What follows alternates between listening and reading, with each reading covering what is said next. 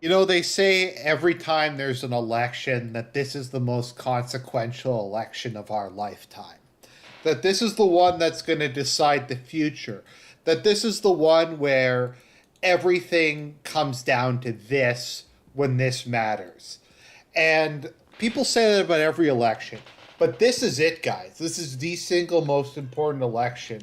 Yeah, Hugh Rain agrees with me. Of our lifetime. We have the um, Manitoba 2023 provincial election, where the pathetic face the losers, where the fake conservatives face the fake socialists, where the mundane meets the mediocre. Here we go. Let's fucking go. Let's go and see how this is gonna happen. Okay, so we have the Manitoba provincial election, and I gotta say, I'm pretty excited about it. Judging by all like two of you, you're excited about this too. But it's let's fucking go. So we have the Manitoba 2024 election. So what's been happening? So Manitoba is, generally speaking, at least economically, one of the more left-wing provinces in Canada. I think this was the province that had Tommy Douglas. Let me see. Manitoba legislator. Um, just trying to find it.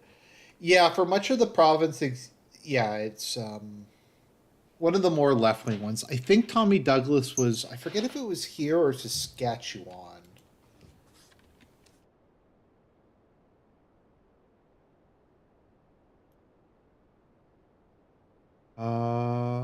No, he was the premier of Saskatchewan. So, how it tends to work out west is people in rural areas either vote New Democratic Party or Conservative. They don't generally vote Liberal outside of maybe a couple places in Northern Ontario because Liberals don't really have anything to offer rural people. They're an urban cosmopolitan party, and outside of that base, there's just not a lot really that people have to go by. So Manitoba and Saskatchewan have always kind of been known as the homeland of the NDP, kind of the socialist provinces. However, from my understanding, it's a bit more of a like old school, or at least it was prior to like the big change. There was a lot of like Christian socialists, like kind of one of the big figures who won the greatest Canadian award was Tommy Douglas, who was a former Baptist minister who became a the premier of Saskatchewan. So yeah, so Manitoba is a bi-party province. There's a couple bi-party provinces. This one is, I believe, Saskatchewan is.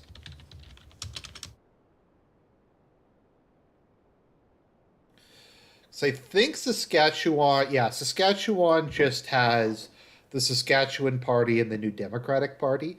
Actually, what happened there is what's happened in a number of Western provinces, where um, the Liberal and Conservative parties merged uh, in order to deal with the NDP. So, like in British Columbia,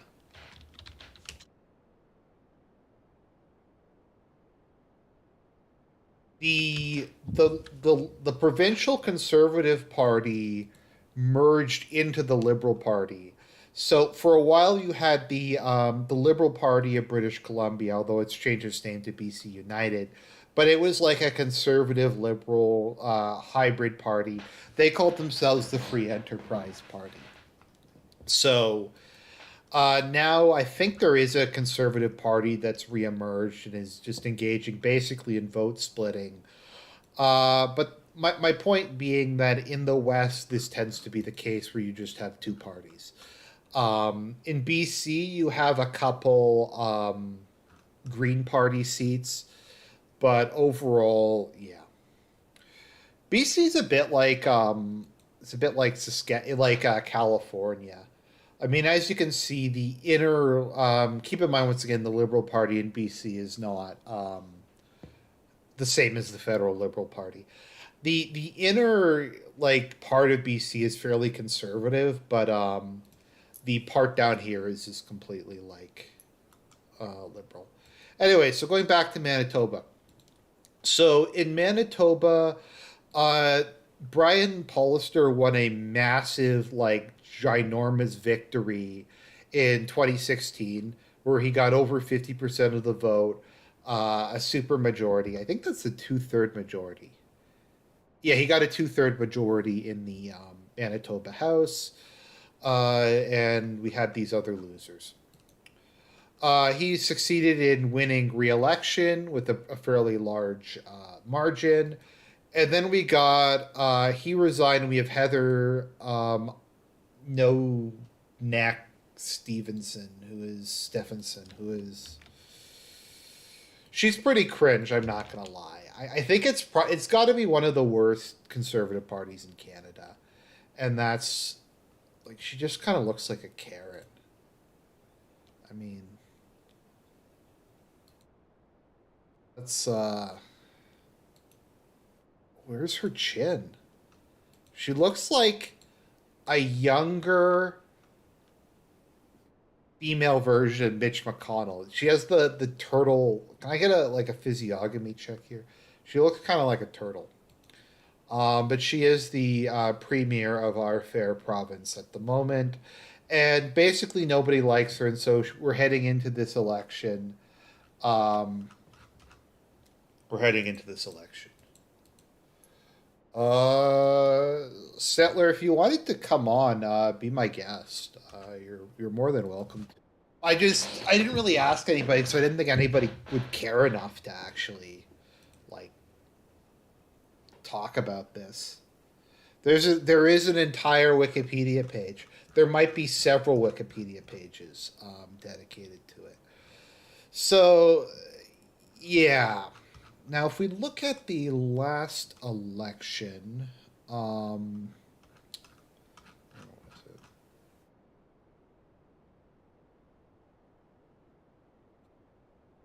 yeah, like I said, this tends to be how things look. As you can see, there's um, really, really sparsely populated rural areas in Canada tend to vote NDP or Liberal just because it's an easy way for them to get a bunch of like government funding. Uh, Rural areas and like smaller towns and suburbs tend to vote conservative. So like what we're probably going to have happen is the same thing that happens in like Republican states where the NDP will sweep Winnipeg, they'll lose everywhere else in the okay. No problem, settlers. I just figured I'd ask you. We'll sweep everywhere else in the province, and then yeah. So let's just see. So who are the parties that we have here today? We have the Progressive Conservative Party of Manitoba, who is they got to be one of the worst conservative parties. They're just so lame. Now, full disclosure, I voted for the Progressive Conservatives. To be fair, like the NDP probably will be more economically beneficial to me, and we'll take a look at the policy list in a minute. But uh, they're tougher on crime, and I live in Winnipeg, and anybody who wants to like be harder on violent crime, I'm gonna vote for. Also, they're paws, but they're kind of like lazy, low energy, boring paws versus like extreme in your face paws, which is probably what the NDP is going to be like. Let's take a look at the. So we have them, we have the New Democratic Party, and we have the Liberals. I like how the Liberals are just referred to as being a centrist party in Canada. I would say, like, economically, they're maybe centrist. Thoughts on the Keystone? Did they even run anybody? I how many seats did they even run in?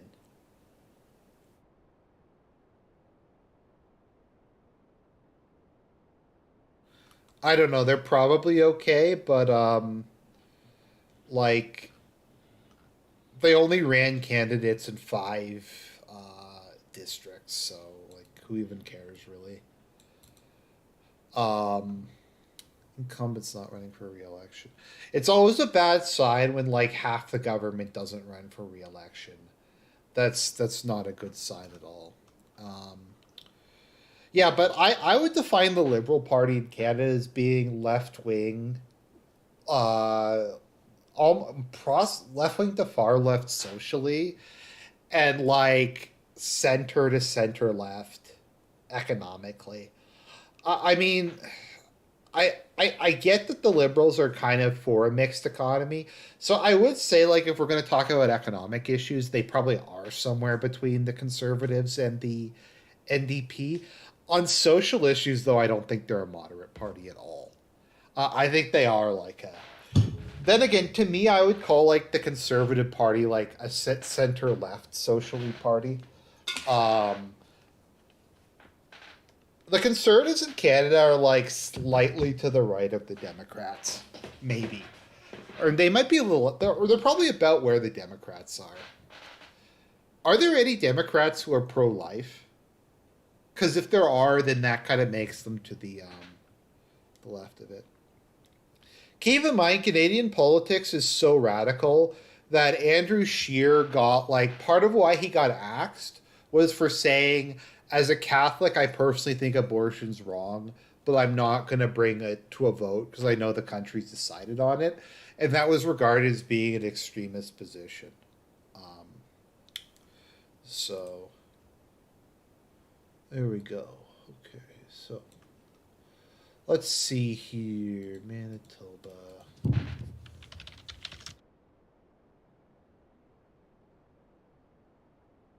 How do Manitoba parties compare in election issues? Okay, so we're going to go through this. So, Manitoba.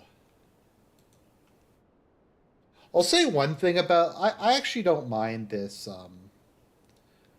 province that much. It's not like it's not that bad. Uh, so far at least, it's at least cheap here. Um, well, nowhere in Canada is cheap, but it's like my I have like a one bedroom apartment here. Um, no, they didn't kick Andrew Scheer out. He was forced to resign over something. But I'm just saying that was considered an extreme right opinion. Kelly Leach was considered to be a far right candidate for saying that we should ask known members of ISIS questions. Like, I did a video about this when I was talking about. There's like this massive like issue where the liberal government refused to prosecute known members of ISIS. And I think like the House like unanimously passed a bill to say arrest members of ISIS, and then they still didn't do it. And there's like the one guy who did the podcast called Caliphate, where he talked about how he would like behead people as ISIS's like executioner, and then he like no, like I'm not even lying. Let's look at this. Like this isn't me making it up. That shit actually happened. Yeah. Um yeah, and he didn't get arrested for it. Yeah, the CBC is the Canadian Broadcasting Corporation. Now, the leader of the Conservatives is pretty cringy, but he wants to privatize the CBC, and he did this like let me see if I can find it on Twitter. 'Cause he actually had a pretty base tweet the other day.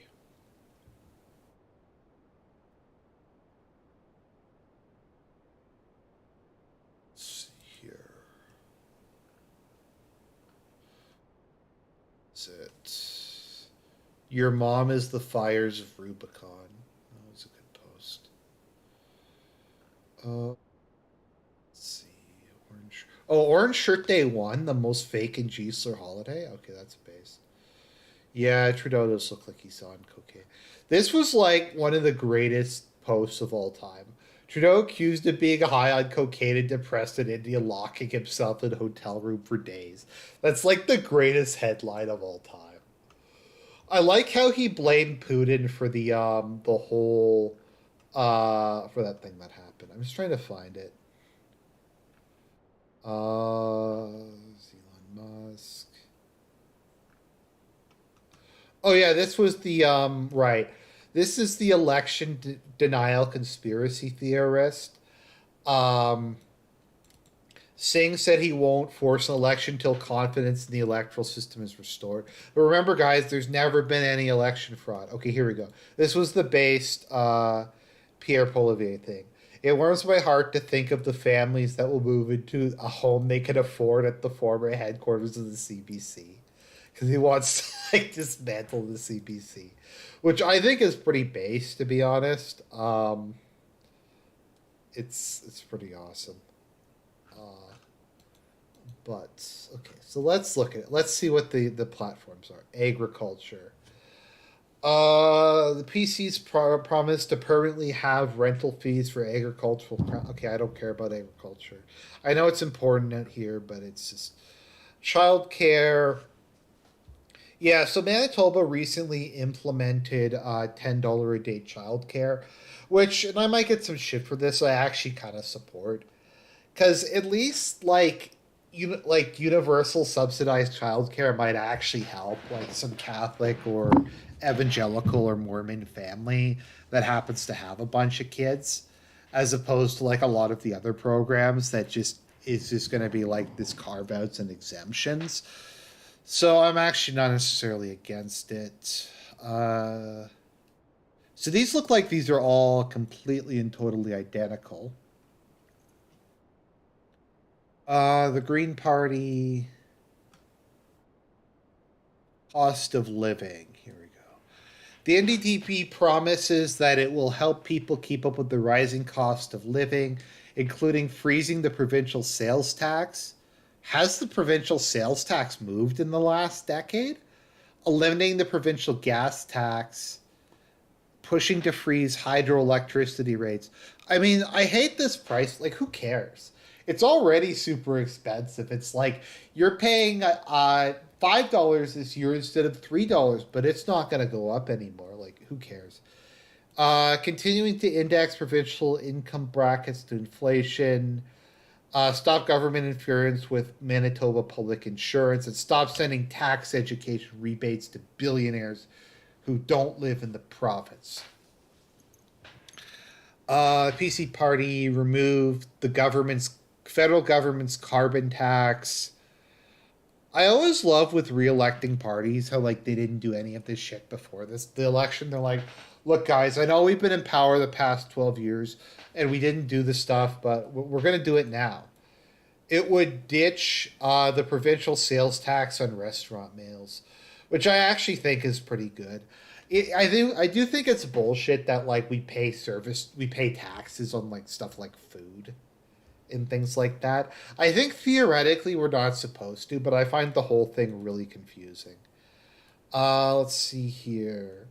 A $500 tax rate to cover the cost of mobility aids. Okay. It would boost Manitoba's charitable tax credit by increasing rebates for donations made by Manitobans to registered charities. It would eliminate the provincial sales tax on purchases of trees, shrubs, house plants, flower plants, seeds, and bulbs. That's like the most like random ass like proposal I've ever seen. Now this would actually be good because I actually do donate a substantial amount of. Well, I donate a fair amount of money to the Catholic Church, so I would actually get some benefit from that. Let's see. Education tax credits. Restaurants, one of the only independent business industries that are still kicking. Yeah, we have some okay restaurants in Winnipeg. If if anybody's ever like in Winnipeg for God knows what reason. I really recommend. There's a place downtown Winnipeg called the White Star Diner, which is really really good. It's like a kind of a mom and pop diner. They make like fresh iced tea every day, and they, it's just really good food, really good fresh home cooked diner food. The PC's promised to spend $2 million to expand. Okay, what is this crime? The NDP says it would hire more mental health workers to work with law enforcement. Push for changes on bail measures. That's a bad sign. Anytime you say, so why would someone go to Manitoba? So, like, okay, so Manitoba often gets a joke as being like the shittiest province in Canada, and there's some justification for that. There is a lot of beautiful like nature here, like Manitoba actually has really good beaches.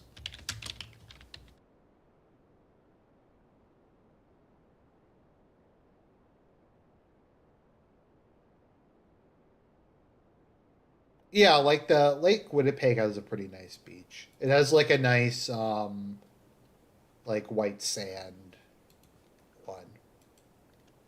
Also, there's just a lot of kind of cool forest and stuff like that. My parents came to visit me, and we went to Gimli. Gimli used to be known as New Iceland, but they had like really good fresh pickerel there, so that was fun. Let's see here. Party promises to give up to $300 to add security technology like alarms and doorbell cameras to their properties. The NDP would also require people to explain how they acquired their assets if crime is suspected and ensure municipalities have adequate funds to pay for policing. I don't know. I don't know how I feel about that. It's like, where did you get that? It's I don't know. Drug treatment court.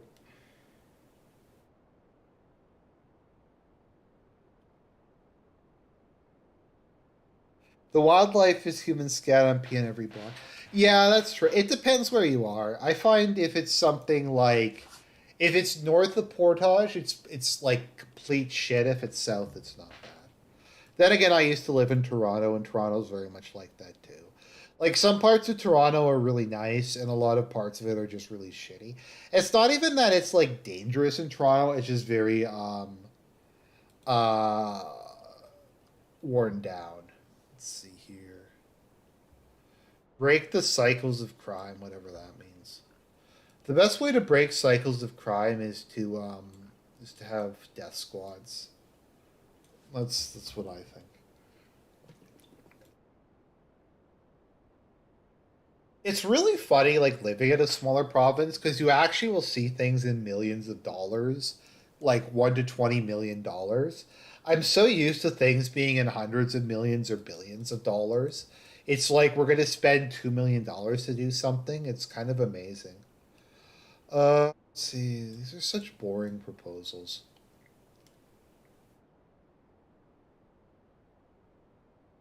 The NDP wants to increase immigration to the province, close the gender pay gap for women, improve employment opportunities for people with disabilities. Let's see here. Sustainable growth and partnership with indigenous communities.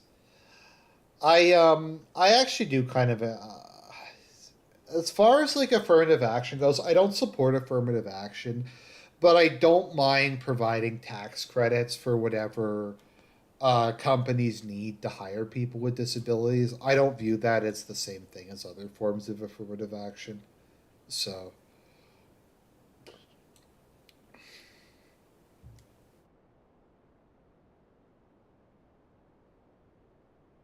yeah, we have parental rights now. That's become like the big thing. I think it just doesn't. I think it's just bullshit. I would also look at whether to inform parents if a child expresses a different gender at school. I love how that's like the far right position now. The NDP promises to create a universal school nutrition program in the province. Is that just normal in other parts of the world? Because, like, in Ontario, we never had a school, any kind of school lunches.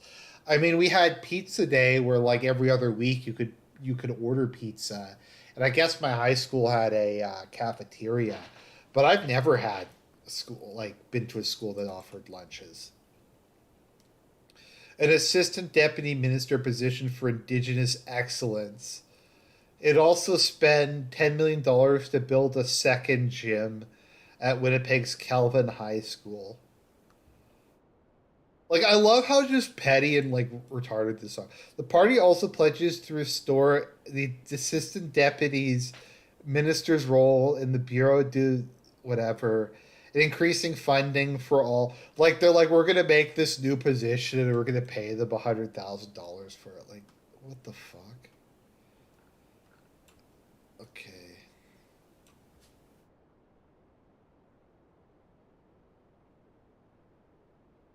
environment.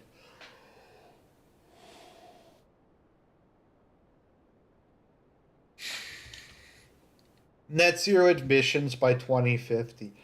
See, the thing is, a lot of provinces in Canada probably could if we had electric cars. I'm pretty sure that like almost all of most province or a lot of provinces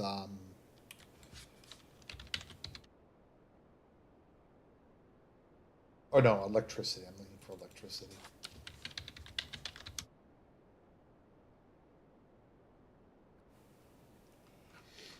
I think almost all of it comes from hydropower. See, in Canada, hydropower is so common. We in a lot of provinces, or at least in Ontario and uh, Manitoba, we refer to electricity as just hydro.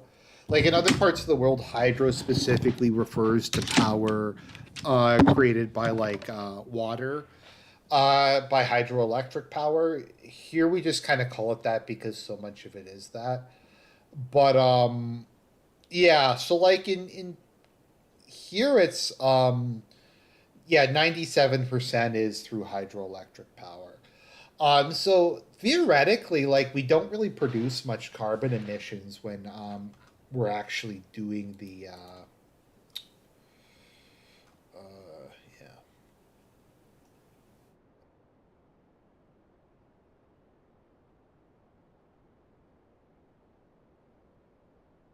More nuclear than I thought it did.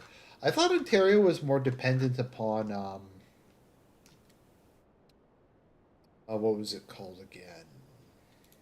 Hydro than that.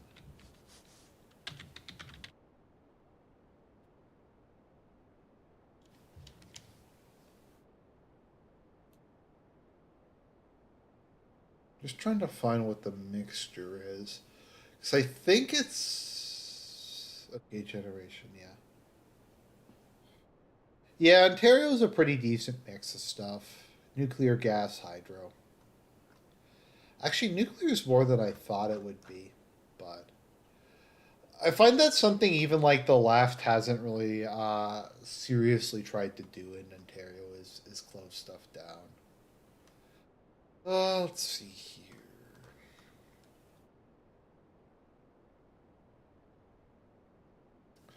But yeah, if we had like more hybrid or battery cars, then a lot of Canadian provinces could probably get to net zero emissions.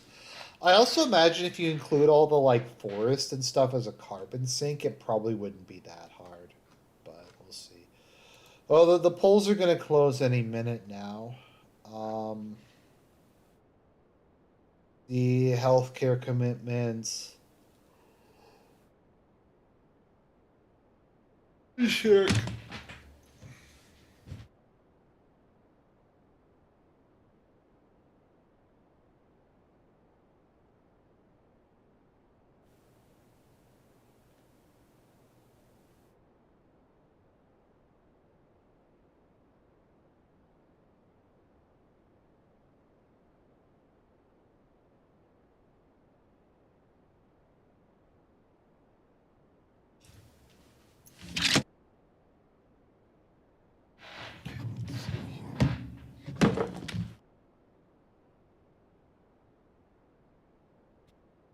At an MRI machine to the Thompson Hospital. I love, like, once again, just how much lower this is. It's not like we're gonna buy 20 MRI machines. It's like we're gonna buy a MRI machine.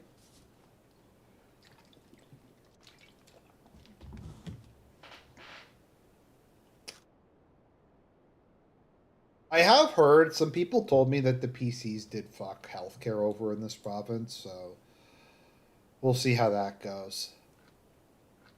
Uh,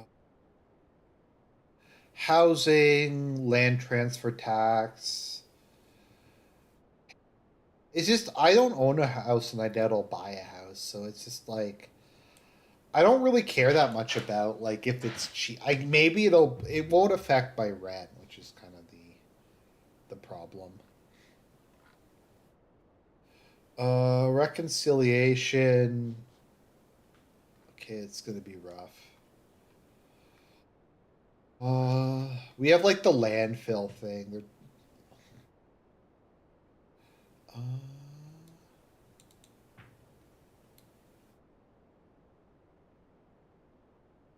there's like this ongoing debate here as to whether we should be searching like garbage dumps for like the remains of missing indigenous women. The whole thing is okay. Yeah, party also pledges to open 324/7 drop-in centers to ensure indigenous women, girls, and two-spirited people have a safe place to access emergency resources. Now, I admit I've never sat down and read what two-spirited means, mainly because I just can't. It just looks too painful. But that's something for you. That's a special thing we have here in Canada. The two-spirited. The people with two spirits. A bunch of capital projects.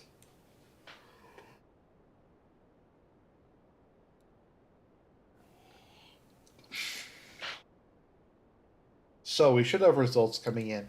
Basically, everybody's in agreement that the NDP is going to win this one. The the PCs ran like one of the most lame, boring, uninteresting, unexciting campaigns I think I've ever seen. It's like it's like pre Doug Ford levels of bad. Like you guys don't understand how bad like campaigns were in Ontario before Doug Ford ran. We had John Tory. We had. I did a video on the SS veteran in Parliament. I mean, if you'd like, I can put that up as a separate. I can cut it and I can put it up as a separate video. But I did actually do a video on uh where I went like over the whole thing, um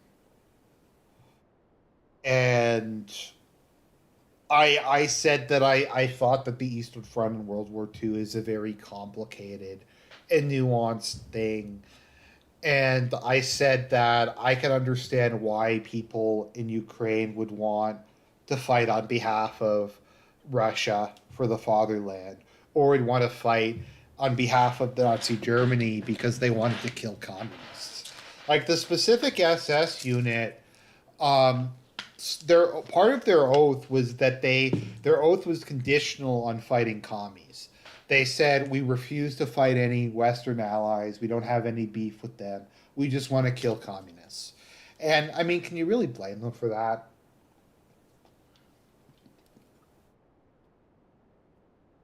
I can't really blame them. Especially you had the Holodomor. You had, like, would you really want to go back to the Holodomor and go back to Stalin? I mean, I can't really blame them. It's like there's plenty of like countries in Eastern Europe that weren't even really fascist. Like, I wouldn't say Horthy's Hungary was. I don't know if Romania is really weird. I don't know how you would clock because the Iron Guard were, but I don't know how Marshal Antonescu would be. But a lot of them are just like, look, this is our best chance to bring down the communists. So I can't really blame them for that. So most people think the conservatives are going to lose. I don't know. I think there's an outside chance that they could get a majority. There's a very, very low chance of there being a minority government because the liberals might win like two seats or one seat, and that might be like all it takes.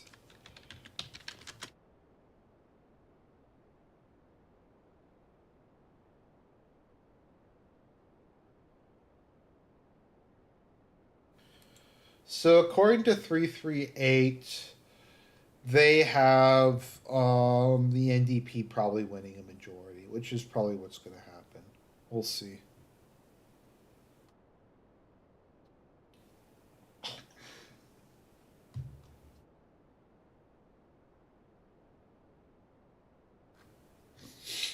This is Canada, so we'll probably get results like literally a week afterwards. Yeah, I'll upload that as a separate one, um, as a separate video because I did like I meant to break it apart, but like I've just been lazy the last couple days. I did that. I did the like Ukraine Cinematic Universe September roundup, and I did the beginning of the Snakening. The Snakening I think is going to be the next big thing. The question I'm wondering though is, will they get rid of Zelensky next year? So I don't know if he's going to get removed in a coup, if they're going to hold their like fake election and he's going to not run, or they're going to rig the election or whatever. But I don't know. I feel like they're going to dump Zelensky at one point. Thompson is apparently like the single shittiest place in Canada. Um, my sister went there once for business, and she said that they didn't let her like leave the hotel. Like they're like you only could go to the hotel and like the place where she was doing her business. They're like you don't want to be out on the streets like at any time of day in Thompson. Thompson is like this shitty town in northern Manitoba that's like the axis of crime. Um, let's see here. Yeah, it's the second highest crime city in Canada because literally like every shady thing that happens in yeah, drug trafficking, public intoxication. Well, there's a lot of you know who there, so that's apparently the shittiest place in Canada. I'm sure there's shittier places. Maybe like parts of Mississauga are pretty bad. Um,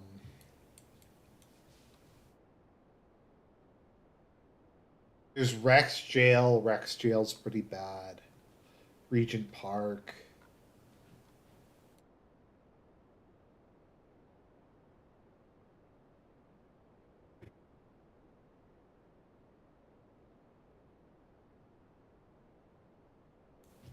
No, Canadian Detroit is like Mississauga. Um, at least parts of Mississauga. Is no Hamilton. No, sorry, Hamilton is Canadian Detroit. Although Mississauga is kind of reminds me of it a bit. Thompson's like I don't even know like what an equivalent would be. It would be like some like shitty reserve in like the middle of Wyoming or something. I don't know.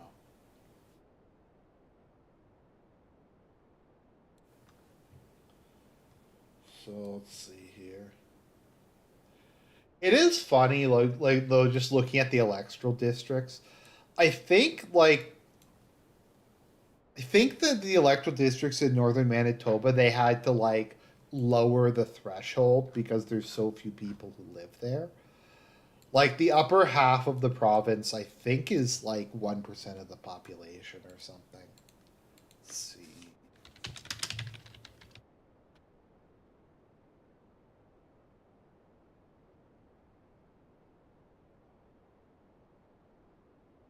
Oh, London's that bad now? Wow.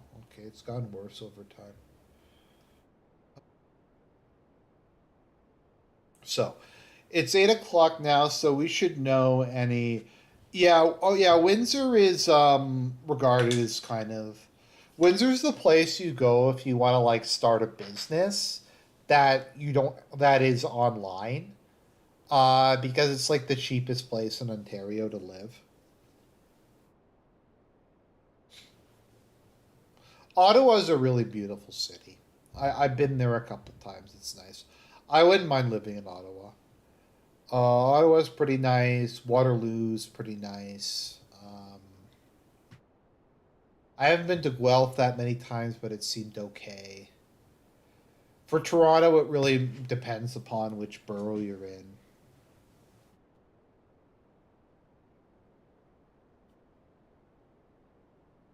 Like Markham, for instance, is like 80% Chinese, so it's like you won't really be like all the signs will be in Chinese there, but like there's not going to be any violent crime, so you kind of have to pick your poison. Windsor has a cool aviation museum. I don't know if I've ever been to Windsor, to be honest.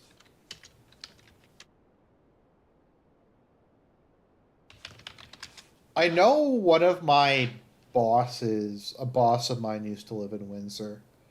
Because you could do most of his business over the internet, and it's just way cheaper there than a lot of other parts of the province. So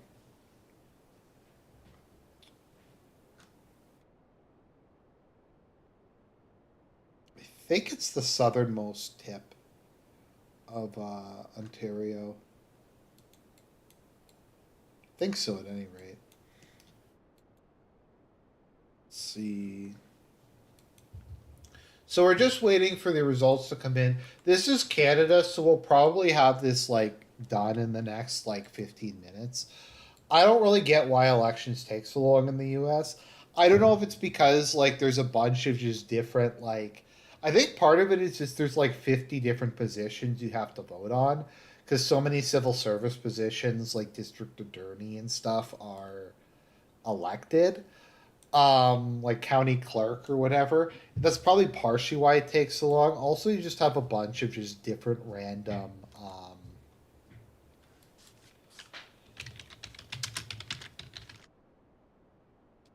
like some of it is voting machine. There's like 20 different ballot types, stuff like that. So let's see here.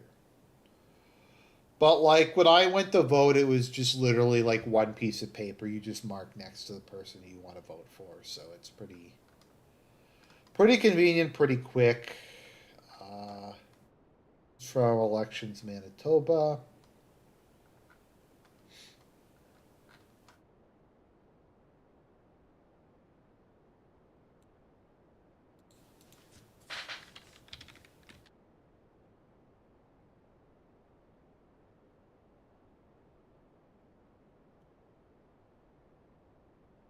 I think the absolute worst ballot design is butterfly ballots, which I'm going to be honest, I can't actually read these.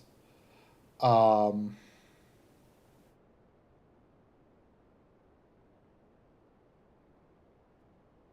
yeah, these are like the worst. The butterfly ones. I'm gonna admit, I unironically just can't read these. I have no idea, like why they would even make something like this.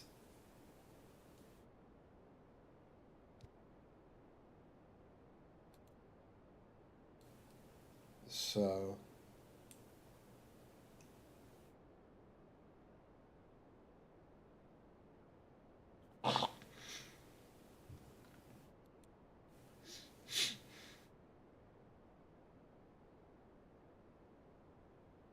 last night, every car on my block had its window smashed. Winnipeg doesn't have a crime problem. It's true, it doesn't have a crime problem. That's why the NDP will come to power and they'll address the root causes of crime. That's what we need to do. We need to address the root causes of crime, and then everything's going to be good. Okay, so we're just waiting. We should be getting results anytime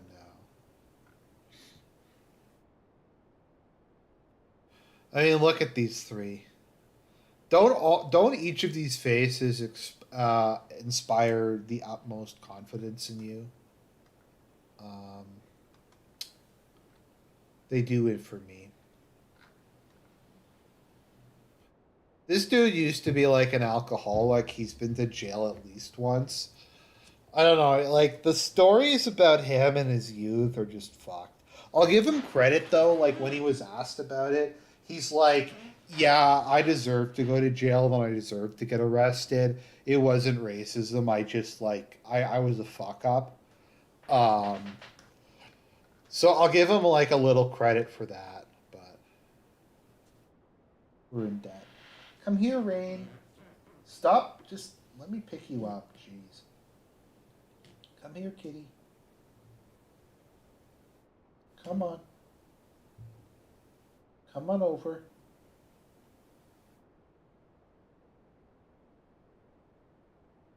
All right. Gotcha.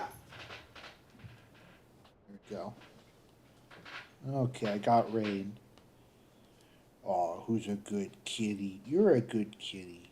Yes, you are.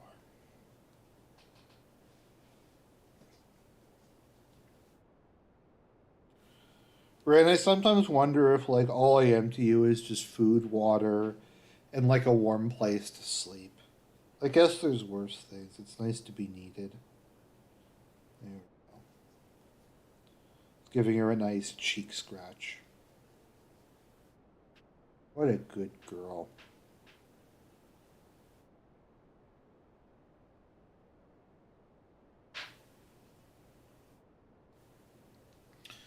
Rain started like her new spot is just sitting on the back of my chair, which is kind of cool because it kind of makes me feel like a Bond villain. But so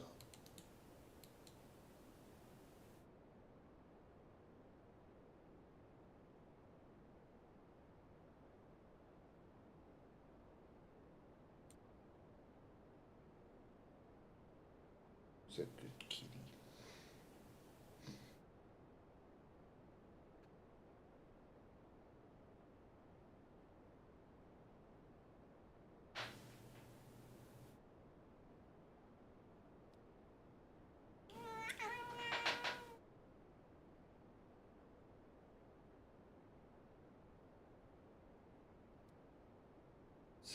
It's a meow.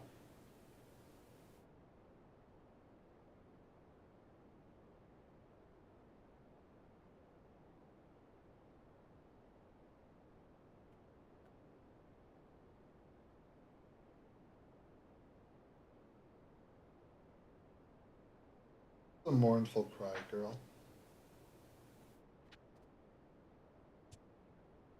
She had enough. Okay.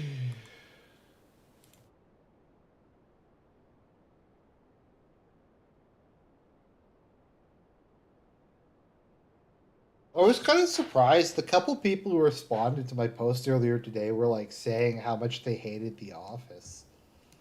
I don't know. Like Fritz and I have been watching it again lately. I don't know. I personally think it's like probably my favorite TV show of all time. But you may your whatchamacallit may vary.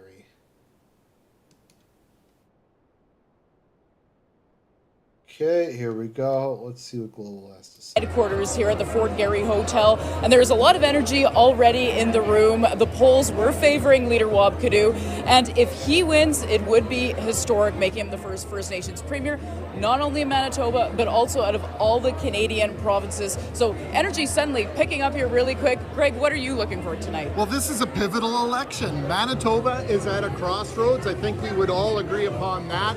Juggling several crises in our...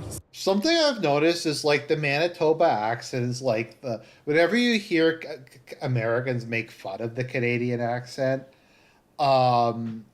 that's like the Manitoba accent. It's like, hey, a hosers. I can't do it because I have like a Southern Ontario accent, which sounds more American, but I know like when I first got here, people here started saying like kiddos and stuff, and I'm just like, this place is, yeah. Well, the energy is picking up here at the Norwood Hotel in St. Boniface, where incumbent Douglas Lamont is, of course, hoping to keep his seat tonight. I haven't spotted the Manitoba Liberal leader yet tonight, but I have seen some candidates. No, Office is so good. I'm going to do a separate reaction review, but I know I should be talking about the election. I really do. It does make me feel nostalgic for the aughts. Like I never thought I'd feel bad for like 1990s to aughts office culture, but especially post COVID, it's like we sound very slightly like the movie Fargo. Yeah. Um, no, but it feels like the yeah hosers like the parody accent. I always wonder, like, to American viewers, do I just sound like I have an American accent, or is it like really obvious I have a Canadian accent or something? Because it's hard, obviously, for someone who just speaks the way they do to know what it sounds like. So,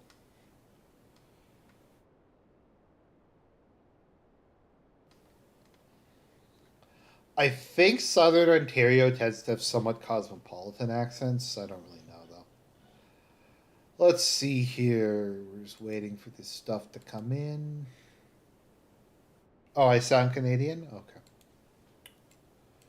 That's cool.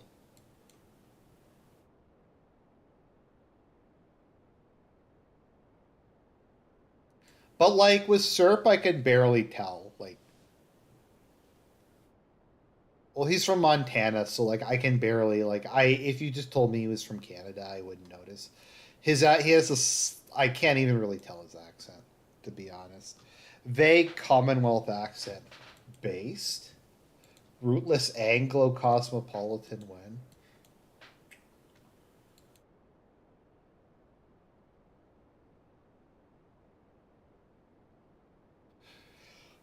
No, but it makes me miss that time period. Also, just like the kind of jokes that they did in the office, you couldn't get like it makes me realize because sometimes we get gaslit to think like, oh, was the '90s ever like as free as we thought it was? Maybe it was always paused, and yes, it was always paused. But like there are gay jokes in the office, there's race jokes, like Michael is portrayed as being like an okay guy, just kind of ignorant. And the stuff like that he says today, he would have been like just canceled over, or like they wouldn't have even allowed the show to be made because it would have been like problematic and hurtful. But it just kind of makes me realize like even over the last like um Serp calls the Great Awakening like when Obama got elected, and that's when everything just got turned up to 11.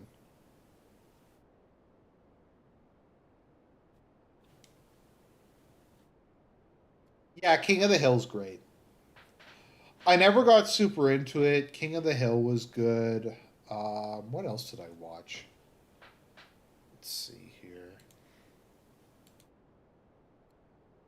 Just waiting for some results to start coming in.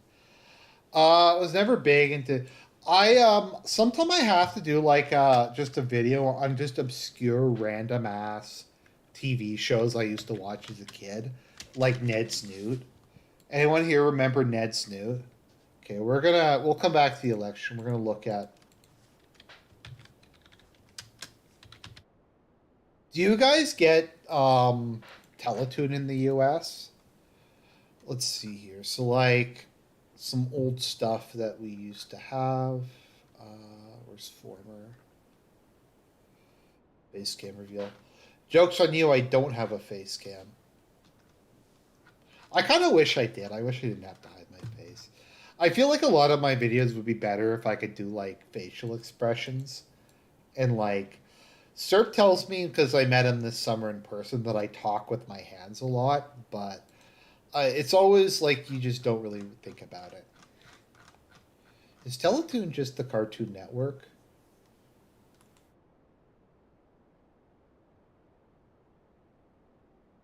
Teletoon is a different schedule than the English version.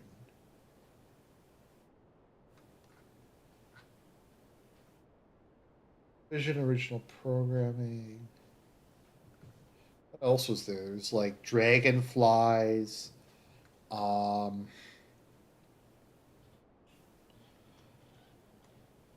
Oh yeah, Class of the Titans. Does anyone remember Class of the Titans? I barely do. Class of the Titans. There was Yvonne of the Yukon. There was what else was there? Cece. There was Cece. That was one.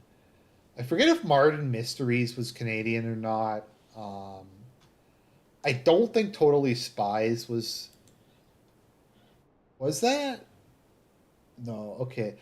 There's like some deep lore. Sometimes I gotta get Serp to do some like esoteric shows, like videos about kids TV shows. So apparently there's a bunch of like esoteric lore involving Totally Spies, like where the whole show is just basically there to be like fetish fuel, more or less. I don't know. What else do we have here? My Dad the Rock Star, I remember that. Mona the Vampire. Uh, Spectre Gadget was always based. Redwall. Oh man, do you guys remember Redwall by Canadian author Brian Jacques Strapp? Oh, Brian Jacques. Oh, he died? Oh. After making like a billion Redwall books. Silverwing. Yep, there was Silverwing. I remember that. What else do we have? Station X. There was Shadow Raiders. Undergrads. What else was there? Yeah, Harvey Birdman. Yeah, I guess they just had a lot of yeah, Ben 10. Dexter's Lab. Yeah, nothing's coming in yet. Let's see here. What was on YTV? I've been watching what was it called again? I've been rewatching Witch Hunter Robin because that was like one of the first animes I remember watching. It's too bad that they never made a season 2 or that show never went anywhere because it was pretty good. I think like it's kind of long and slow. I think they probably could have edited it down to like 16 episodes or something pretty easily, but it's not a bad show.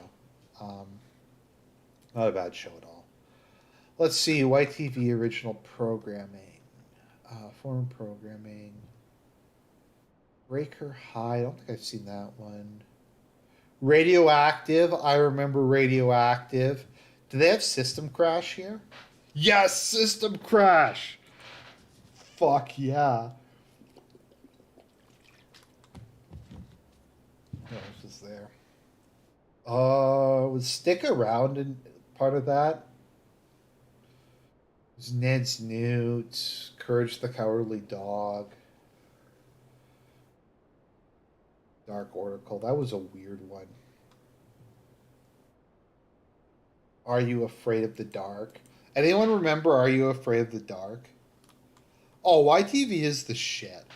Like, YTV was the... Okay, was this Gamers? Does anyone remember Uh-Oh? Uh-Oh was based. I love Uh-Oh.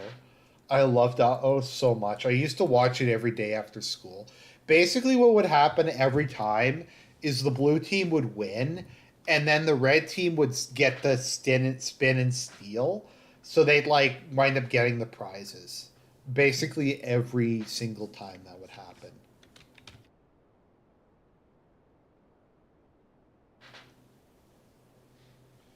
The Adventures of Shirley Holmes.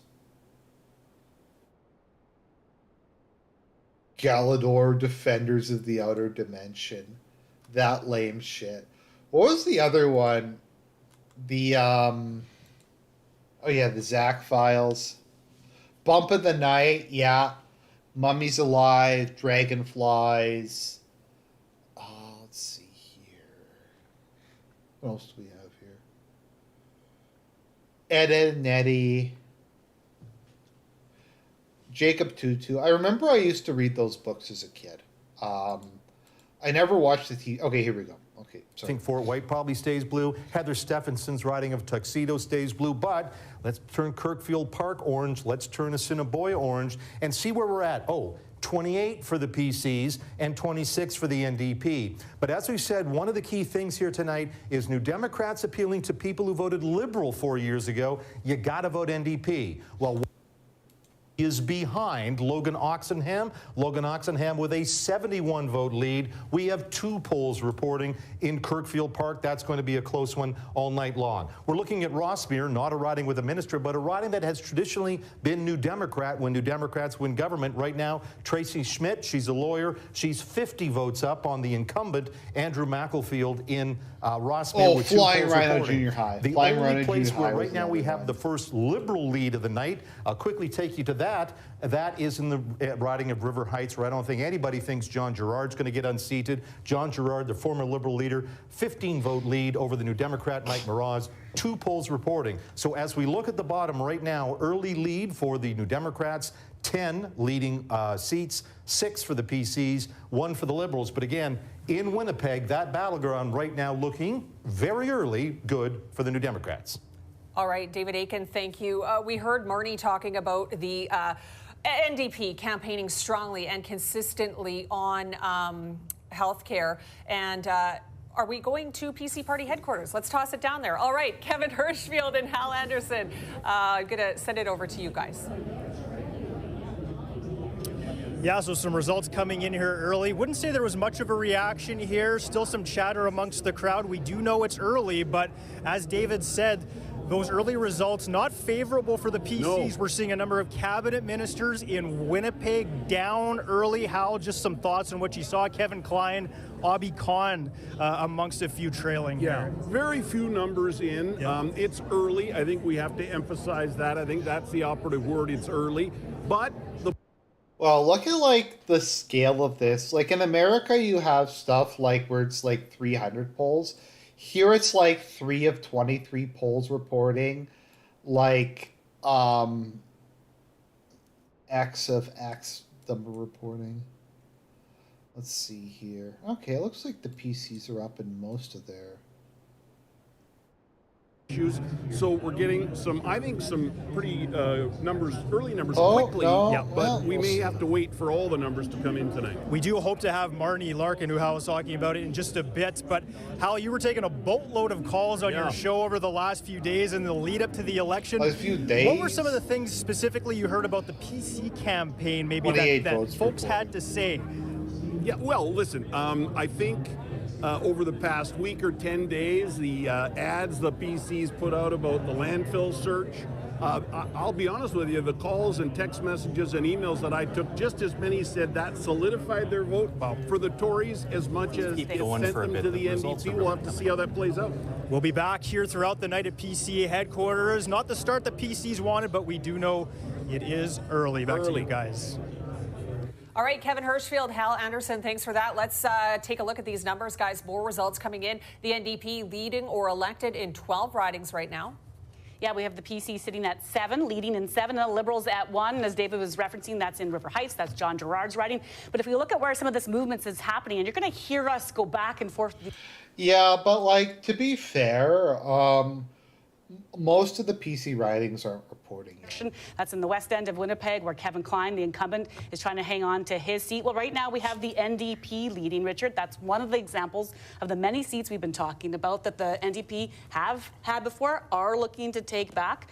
We only have 4 of 27 polls reporting, so I don't want to get too ahead of myself. But that's a perfect example. Logan Oxenham for the NDP has a 133 vote lead. But as we go through the minutes ahead, this is where Elections Manitoba said we would start to get a lot of quick results. The NDP now ahead in 12, the PCs 8, the Liberals in 1.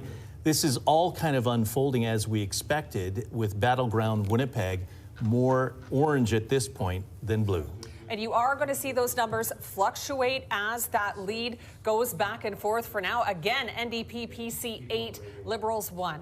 We're going to take you to break. We have more results, an election call, and lots of reactions still ahead. It's going to be a long night. Stay with us. Lady, it's not going to be a long night. Like, some of these are already like 10% done. Like, we're going to be here for like half an hour, and then like 80% of the results will be in. This isn't like an election in the United States.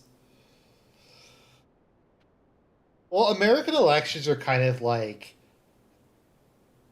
uniquely dysfunctional in terms of how long they take to count the votes. I'm just happy that like base Robert Fico, or however you pronounce his name, won in Slovakia. He's such... I love that guy. Let's see. Interlake Gimli. Big Side. Riding Mountain. Borderland. Yeah, it looks like the NDP's going to win, but we'll see. It's 29 to majority, so it's still early in the night. Let's see. Close races. A coalition government would be interesting to see how that works out. Let's see. Vote share.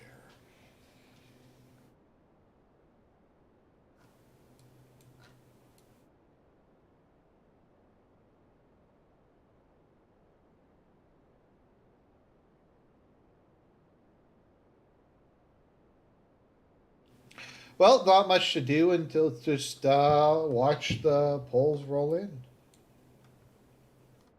Let's see here. Kirkfield, CN.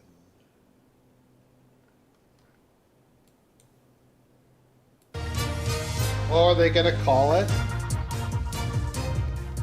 Welcome back to Global News Decision Manitoba. We're coming to you live on all of our platforms tonight. Of course, TV, 680 CJOB, and online. A quick roundup of the numbers. The NDP leading in 16 ridings, the Progressive Conservatives 7, the Liberals 1. So let's take a look at where those close races are this hour, starting off with Burrows. Are we going through that, or are we going to David Aitken?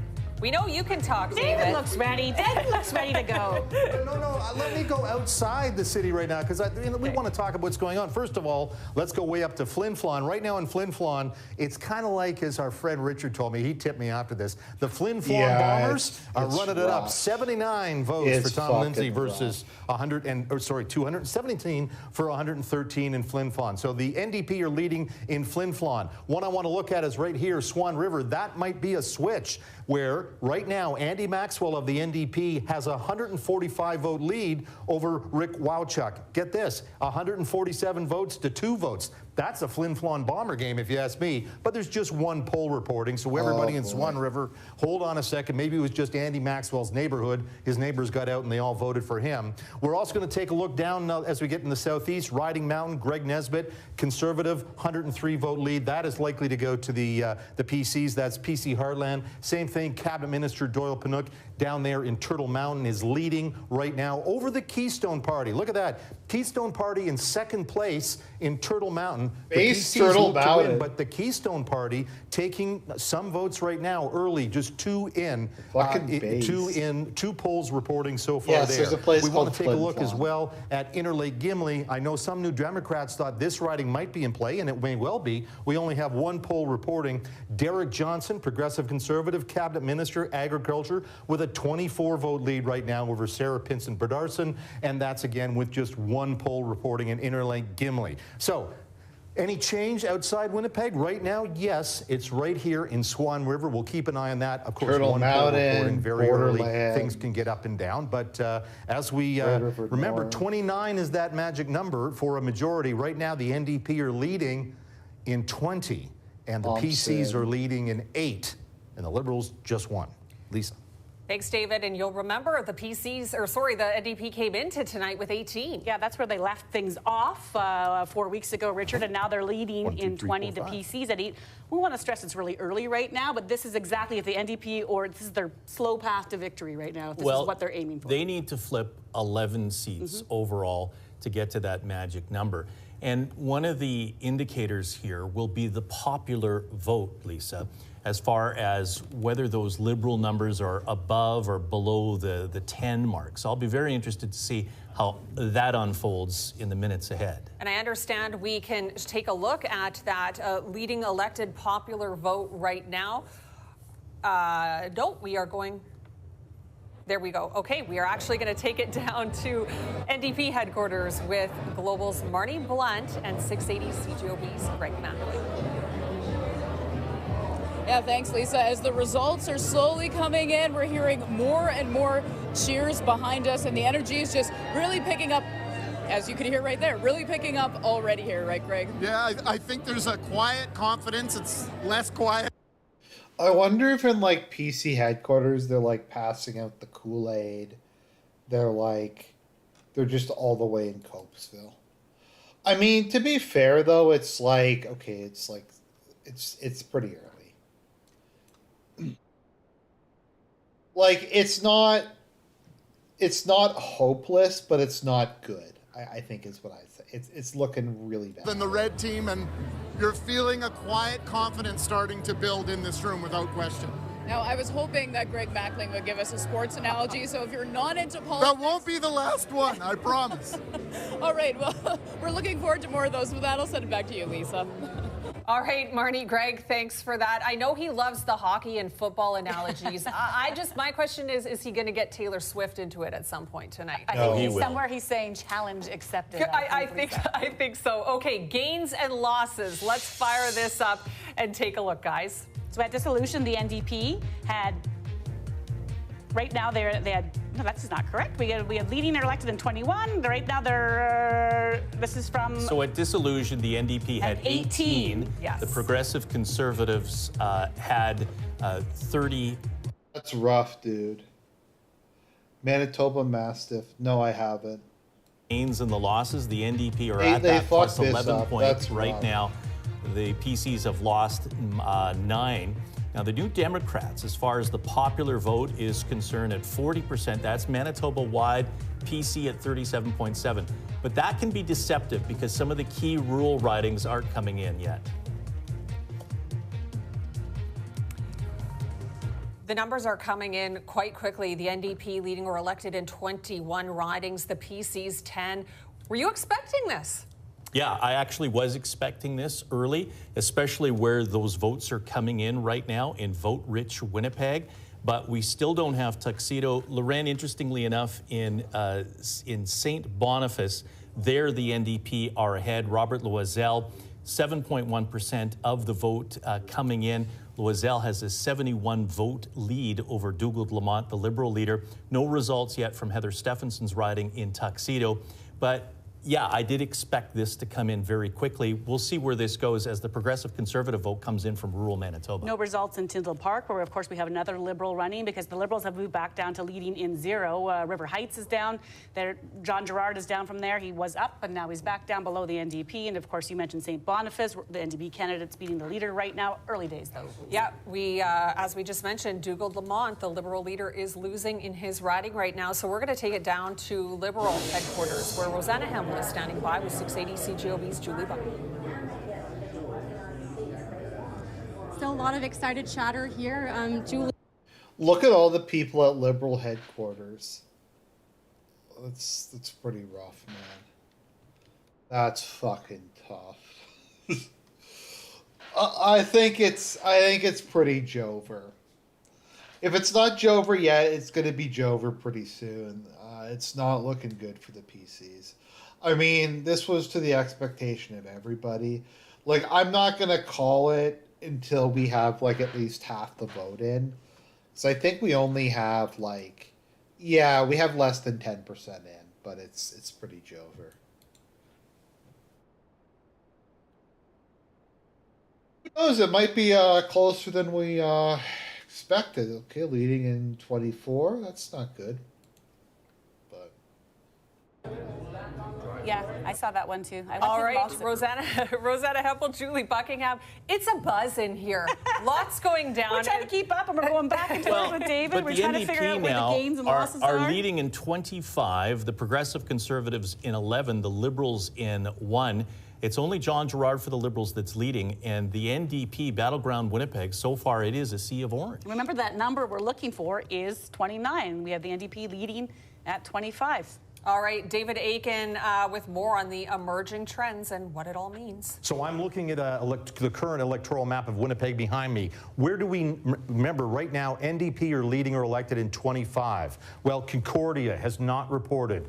Concordia is probably going to go NDP. You'd think about that. Burroughs has, Notre Dame has not reported any results. That's probably another NDP win. So 1, 2, oh, look at that. Fort Rouge hasn't reported. That's Wab Canoe's writing. 1, 2, 3. Now we'd be at NDP 28. We are getting to the point where the NDP must be feeling pretty good about things. I'm going to put an X on the ridings in Winnipeg that have moved to the NDP column. We start with Ross.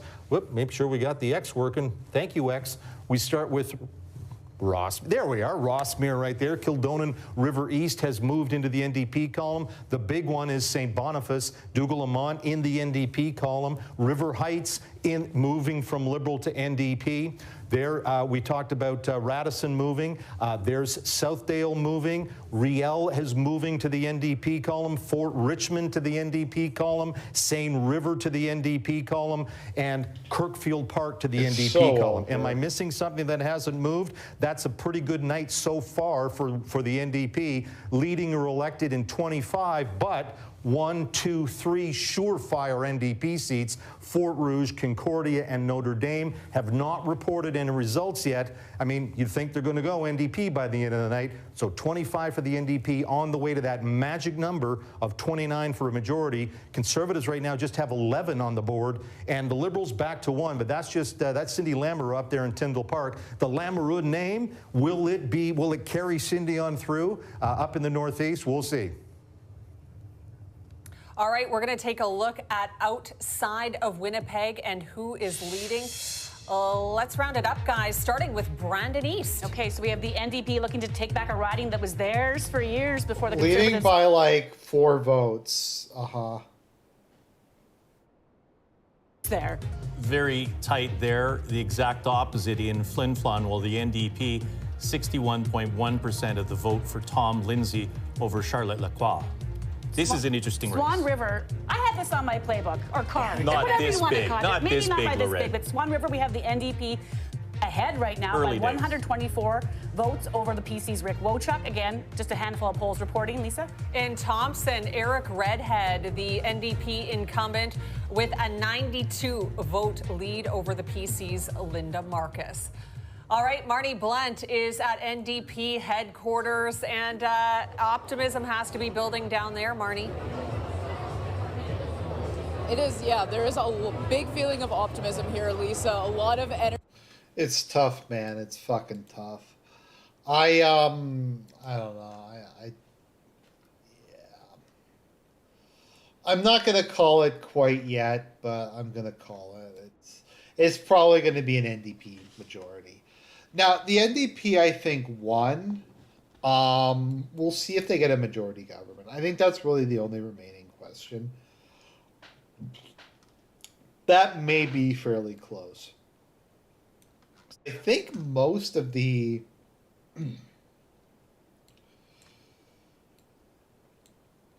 I think their votes come in most of the areas that they're going to get a majority in. So, be interesting to see, because if the Liberals pick up like 2, they might hold the balance of power. But we'll see. Thank you. The NDP leading or elected in 25 ridings, the PC's 13, the Liberals 1. Guys, let's take a look at the popular vote here in Winnipeg versus the rest of the province. Let's start with Winnipeg. Battleground Winnipeg, the New Democrat. It's fucking tough. This is consistent with the polling, even above the polling. The Progressive Conservatives Look just at the under Liberal 32%. That's an interesting number, and may early in the evening reflect John Gerard. It may also reflect Cindy Lamoureux, but that's a number that is a bit surprising. But outside the city of Winnipeg, that's the number there. 51% for 51 point.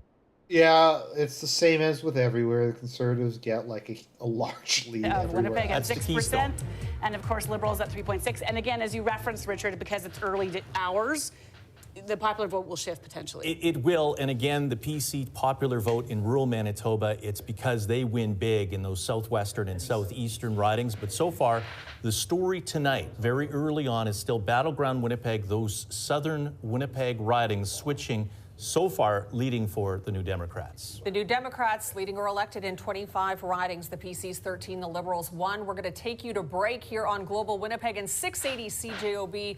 Lots more to come. You're watching. What a disaster. What an unmitigated disaster. Like,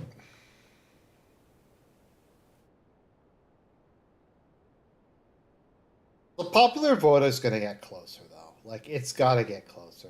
Just like, because as they said, like, the rural ridings haven't come in yet. So, but in Canada, it's not based on it's not based on popular vote. It's based on getting the most seats.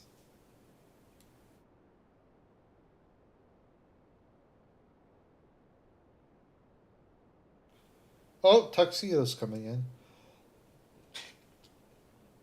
Heather Stevenson's leading. Ford White. Obi Khan.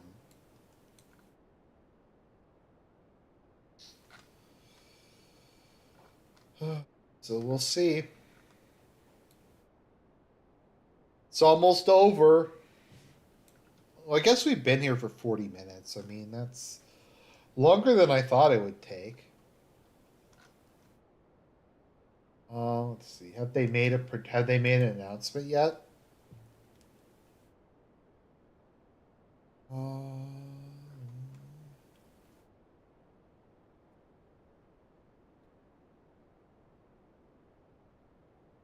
Oh yeah, there was a none of the above option.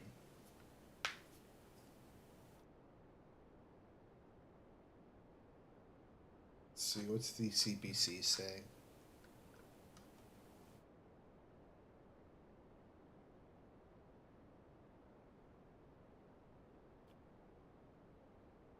No, the guys who have but there are the countries that have popular vote are like clusterfucks. Those are countries like Holland or proportional systems are fucked.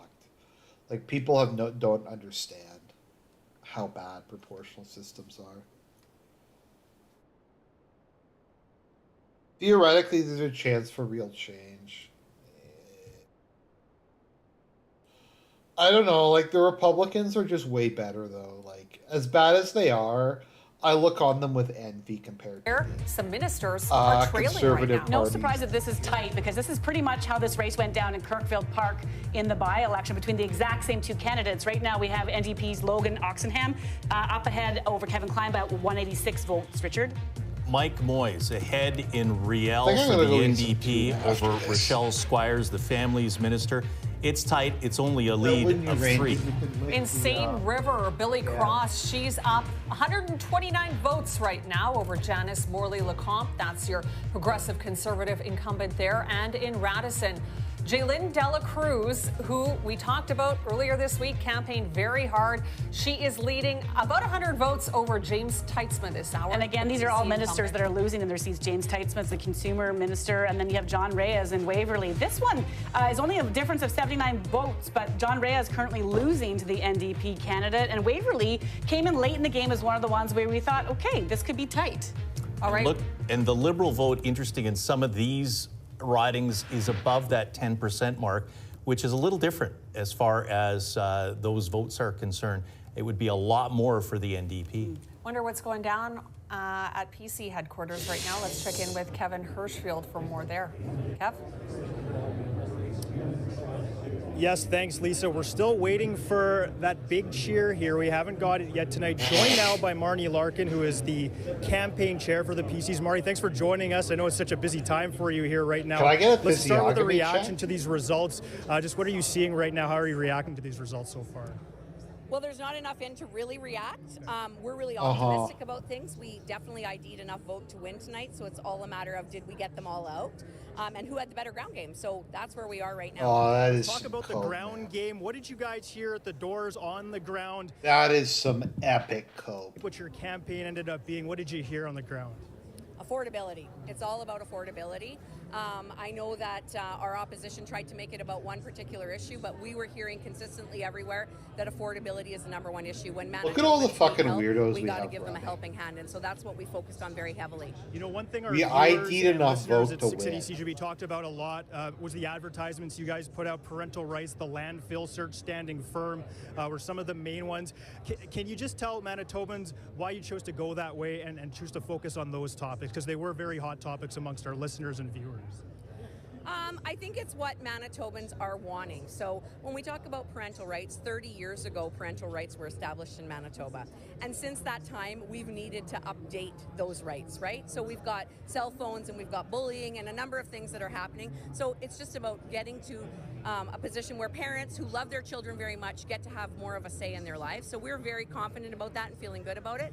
And in relation to the landfill, I think it was really important for our leader to show that even in the face of very difficult, painful decisions, she could make them on behalf of Manitobans. We're investing in things like homelessness, like addictions, recovery, all those things. Those are the things that are going to make the difference in the end, and we think that that's where that money should be headed. All right, Marnie Larkin, thank you so much for taking the time with us. Let's throw it back to you, Lisa. All right, Kevin, thank you. Richard, reaction to that interview? Well, two things. One, the reason why they're talking parental rights is over in Turtle Mountain, where the Keystone Party is number two in the running there. And it's a tight race there. They anticipated that the extreme right would give them a bit of a run in some of these rural the areas. extreme right. As far as that path to victory, I think they're like libertarians. If things change in the next half an hour to 45 minutes, maybe that. I like how they don't even pretend. Like, they just call them, like, the extreme right. Is just not materializing. And you just have to wonder, when she talked about they had the votes marked but not getting them out. I don't know if that's true. I'm wondering at this point what drew people in versus what turned them off, Lisa. The NDP leading were elected in 25 ridings, the PC's 14, the Liberals 1. The numbers are rolling in, but there are some ridings, David Aiken, where we have zero results right now. We do, and you know, every election, we get our results directly from the Elections Authority, Elections Manitoba in this case, and we seem to have hit a bit of a point where we haven't had results at all, and how far into the evening we are, about an hour or something like that, 45 minutes. We have no results, for example, for Kiiwetinoong. Who do you think wins this riding? Well, the NDP's won it since the 1960s. I'm pretty sure Kiiwetinoong is going NDP. Federally, that's Nikki Ashton's riding. Where else have we seen, like, just results spontaneously stop coming in? I don't know. No, I don't think there's any, like, lack of ethics in video game journalism. I just think the PCs suck. And that's why they lost. Don't have any results for the Pakamisik. That's where Amanda Lawthorne I mean, is once the again, Democratic physiology. incumbent. Once again, this is a riding that has been NDP since the 1960s. You're going to put that in the NDP column. And now they're leading or elected in 26. So 27, 28. Remember, 29 is the magic number, folks. Right now, we've got a change sort of down there. That is in Agassiz, is it? Wait. My goodness, it just might be. In Agassiz, which is, this is where Eileen Clark, the former minister, was running, the former Indigenous and Reconciliation Minister. Right now, the new Democrat, Danica Wiggins, has a 54-vote lead over Jody Byram, the progressive conservative. Jody was Clark's constituency assistant, but right now we're putting that's a surprise, Agassiz in the NDP column. We talk Keystone Party, guys. You want to kick this around? Is Keystone Party taking away votes from the progressive conservatives, allowing the new Democrat to come up the middle? If this holds, that is going to be the story of the Keystone Party's effect in Agassiz tonight. All right, David Aiken, thank you. Marnie Blunt is at NDP headquarters. I mean, I did the math. Like, it wasn't like the margin of difference. So, I don't know. Liberals won. And with that, Marnie, Greg, a pile of people gathering behind you. Yeah, Lisa, it's a packed house, and it's also packed with a lot of positive energy. We're hearing a lot of cheering, and we're also seeing a lot of different types of NDP supporters coming in. We're seeing lots of different union shirts and big crowd here showing their support for the NDP. And there's a long lineup at the bar. Surprise, surprise. The two candidates that they have declared elected in this room, Jamie Moses in St. Patel, Mark Wasloo in Fort Garry. So of course, we could argue that the first points are on the board for the NDP, at least in terms of what they're seeing here and calling in this room. So the energy is really starting to pick up. And of course, for those of you who are Americans who have the blessing of never having watched Canadian TV, is it more biased than American? Because I feel like it's really biased. Like, Absolutely. Cautious optimism is the best way to approach it. But for now, we'll send that back to you guys in studio. Lisa. oh, All no. right, Marty Blunt, Greg Mackling, Okay, thank wait. you. Let's take a look at the gains and losses happening right now. And at dissolution, the numbers just aren't showing So up at as dissolution, correct. the NDP actually had 18 seats. Right now they're sitting at 25, so they've gained 7. The PCs at dissolution. It's a disaster. Why haven't they fixed this? 6 is where I need my 10-year-old to help me out. And right now the Liberals are at a loss of 2, Richard. But there's a bunch of 2 of their ridings, rather, that we're still watching and for. we have to explain that this is a new voting system that's coming in as far as the results are concerned. David alluded to it, that some areas where you think that the votes would be in right now. So now we have the NDP leading in 24, the PCs in 20, the Liberals in 1. So the Progressive Conservatives, a lot of those numbers are coming in now from rural Manitoba. So, you know, while about 10 minutes ago it was leaning more towards New Democrats, that PC vote is coming in. It's a different system than before. And you'll see it at the bottom of your screen now. You'll hear it from us now. NDP now leading at 24, PC at 20, and the Liberal at 1. So we've had a little bit of a shift there. Those numbers A little are bit of a breathing, shift. NDP back to 25. As soon as I say it, Lisa, I have to get... How is it a little bit of a shift if it went from like 11 to 20? That's like a huge shift. So let's see here. If they did, they would be successful, but so far, blue wall crumbling right here in Radisson. In Radisson, Jaylyn Dela Cruz has a 248 vote lead over a minister, James Teitzma. So that's Radisson moving to the orange column. We go down to Southdale, that's Audrey Gordon, the health minister, losing right now to the New Democrat, Renee Cable. Cable has a 55 vote lead up on Audrey Gordon. 55 vote lead, Reporting. yeah. Still early. Still waiting for Elections Manitoba. You got some automated machines there. Like, come on, let's get the results out. We have no results in Lagimodiere. This is going to be an interesting fight. Andrew Smith is the incumbent PC candidate, also the minister who was on the front lines with the Liquor Mart union dispute. Lagimodiere. PC or the blue is Progressive Conservative, and NDP or New Democratic Party is Social Democratic.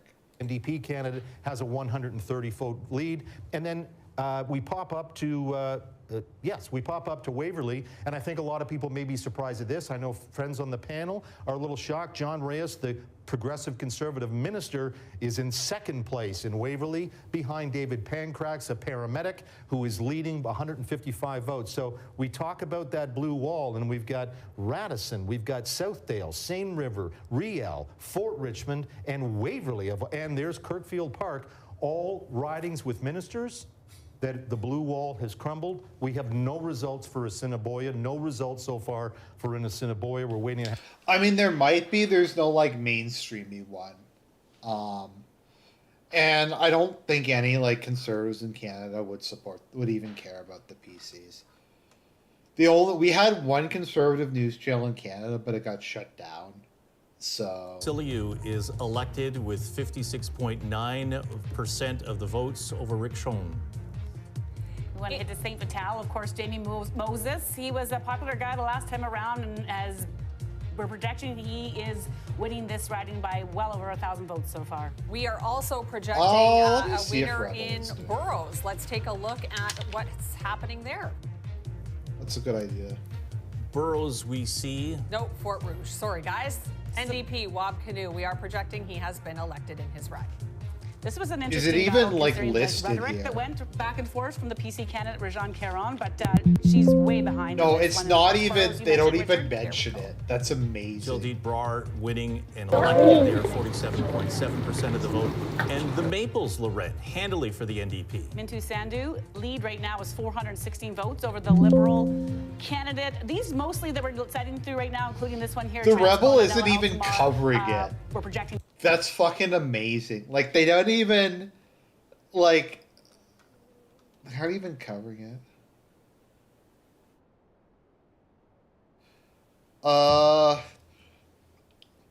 No, it's not rapid at all. It's been that way for a long time.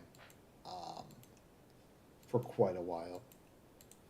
Liberals don't have anything to offer people in this part of the country. That's the thing, Lisa. There hasn't been much of a reaction. Hal, I don't know if you've heard it. We haven't heard a cheer here yet. We're almost an hour into the show here. There has not been one cheer, just a lot of folks chatting and I would suspect looking nervously at the results.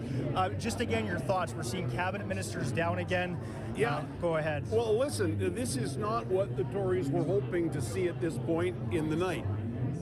We still have to wait and see where this goes, but eyes are glued to the monitors here and not a whole lot of reaction one way or another.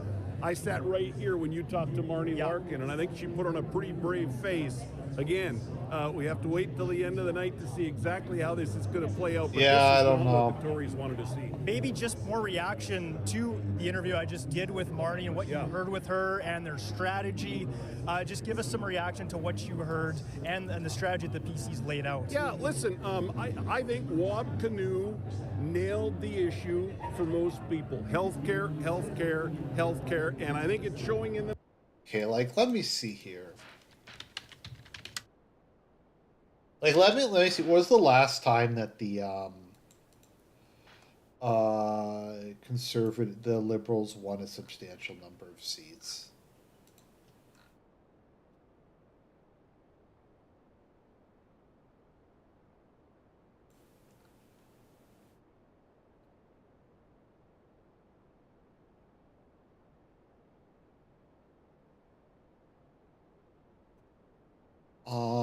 I guess 1990 might be. Yeah, 1990, I guess, is the last time that the Liberals... Last time the Liberals formed government must have been in, like, the 60s, if ever. When was the last time? I'm just trying to find... Okay, this was the last time they formed government, was in... 53. Yeah, the last time the Liberal Party won an election. Year. This is in Saskatchewan, because the Saskatchewan Party has been in power for a really long time.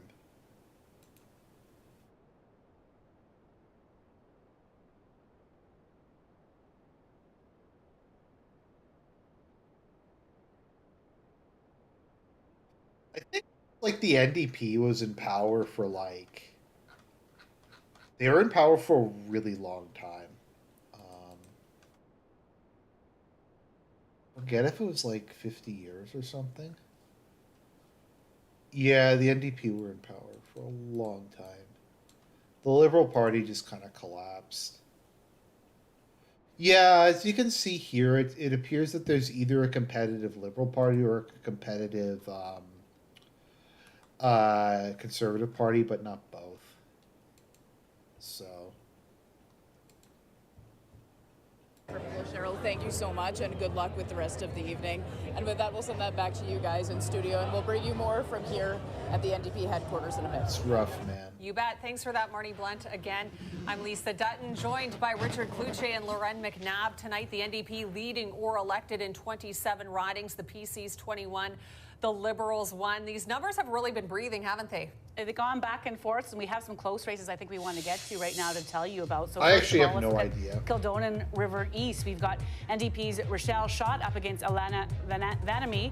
That one has got a 7-vote difference in Kildonan River East. And then Riel, we expected this to be tight, Richard. We do. Mike Moyes of the NDP ahead by 57 votes against the Cabinet Minister Rochelle Squires.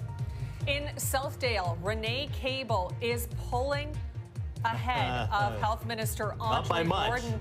No, leading by just 55 points, 55 votes rather, but the NDP candidate is ahead of Audrey Gordon right now. And these are two ridings, Tuxedo, for example, Loren, where the Liberal vote is still strong.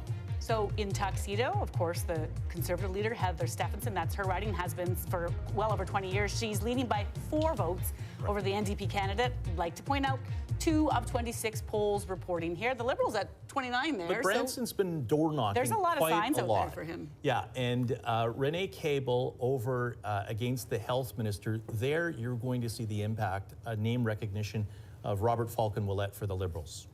All right, we're going to throw it over to David Akin. David, I know you're all about dissecting the numbers, but you land in Winnipeg and you always tell me about your conversations with your cab drivers. What are you hearing here in Winnipeg? Well, I don't know, guys. I think it's looking pretty rough. The NDP only needs 2 more. And they're probably going to get these 2, I'd imagine, at least.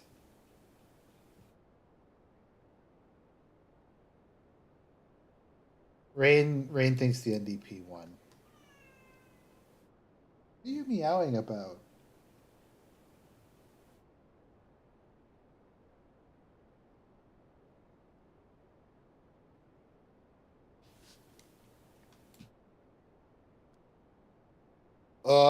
Define bad.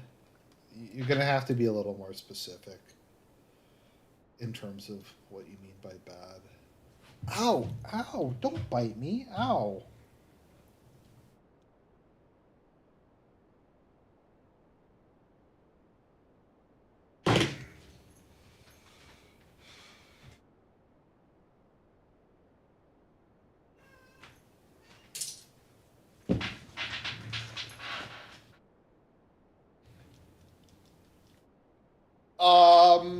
Bad.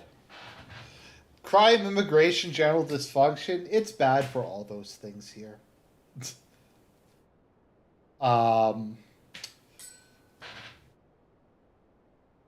got a 263 vote lead with 2 polls in. Guys. So Elections Manitoba, nobody reporting in some of these ridings, and in others, just 1 poll in an hour later. Elections Manitoba, come on, guys, you got these new machines. Let's get the internet working here or something. Don't you think, Lisa? The NDP leading or elected in 28 ridings, the PC's 22, the Liberals won. The Liberals came into the night a dissolution with 3 seats. Richard, talk a bit about their role tonight in this election. Well, you always think, and we have to talk about the Liberals because they can be a spoiler, they can be balance of power in a very close evening like this where the NDP are... I'm going to be honest, I don't look at, like, the demographic breakdown anymore for Canada. It's just too depressing. River Heights riding. What is interesting, as Wob said, and I'm just waiting to hear back from Elections Manitoba, those ridings that aren't reporting yet, there's a few that would normally go for the Progressive Conservatives, a few for the NDP, but a few right on the line as well. Actually been a switch. It's Cindy Lamoureux in Tyndall Park that's ahead, and John Gerard and the Liberal Edel Dougal-Lamont who are trailing right now, Lisa. Yeah, all right. Elections Manitoba, Richard is trying to call you. It's like they're busy with something, Richard. So let's look at Tyndall Park, of course. Lamoureux's that name, that family name out there, they really got their ground game going. But her lead right now with 2 of 13 polls reporting is 86 over the NDP, Lisa. All right, and with that, Rosanna Hampel at Liberal headquarters with 680 CJOB's Julie Buckingham. Ladies? Thanks, Lisa. Yeah, I've just heard one small cheer in the last few minutes here, but those eyes are very much still glued on the screens. Julie, Liberals just leading in Tyndall Park.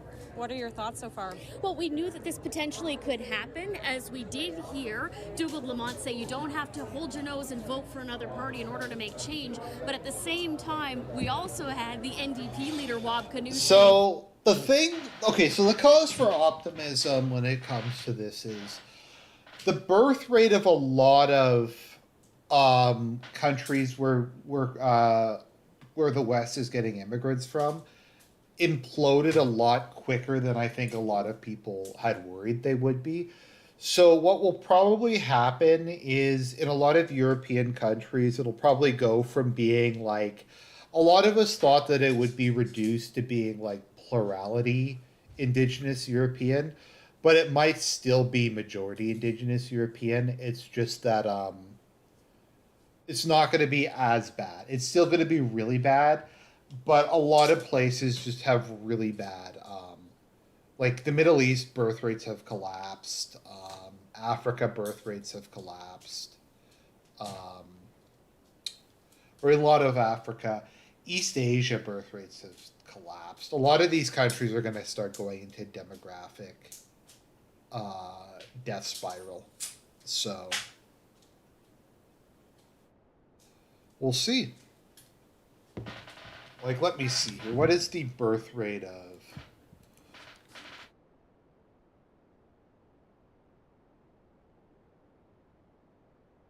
Oh, are they calling it?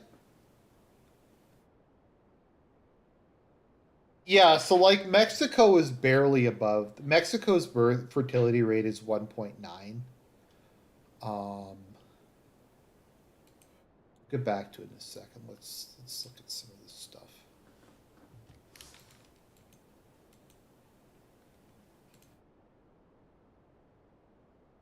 Okay, fertility rate Mexico. Let's look at India. Yeah, like in India, it's collapsed. So I'm not saying it's like a lot of these countries, the birth rates are going down. So I'm not saying the demographic situation is good. I'm saying it might not be quite as bad as like the worst case scenario. Let's see. Yeah, like Saudi Arabia's has gone down by 5 over the last like 40 years.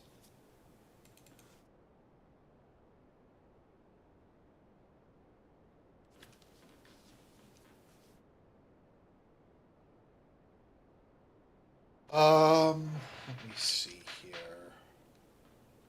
What are some other places a lot of immigrants come from? Philippines.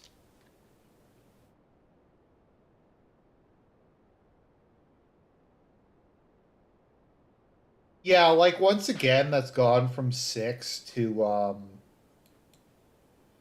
like 3. I mean, it's still high, but it's gone down a lot. Whereas, like, if we look at Australia's hasn't really changed nearly as much in the last.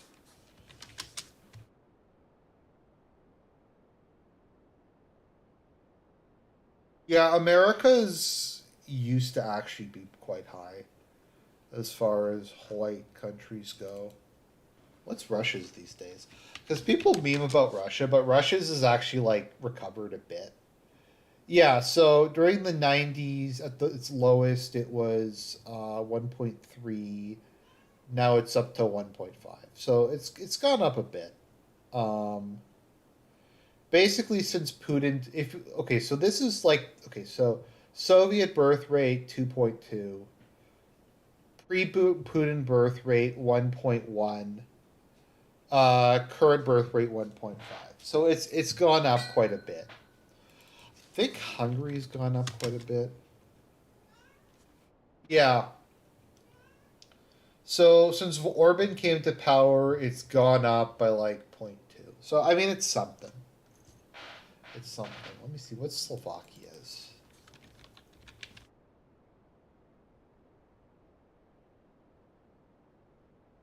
No, I can't. I can't watch CBC. I'm sorry. I can't.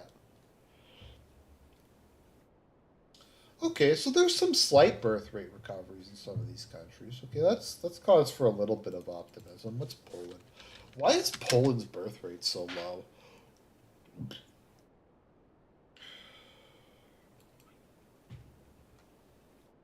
You'd think for a country that was that conservative, it would be.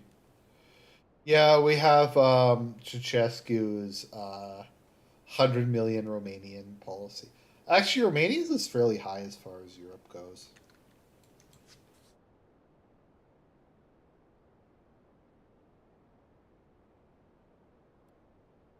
Here is the NDP. Yeah, okay. We're going to call it.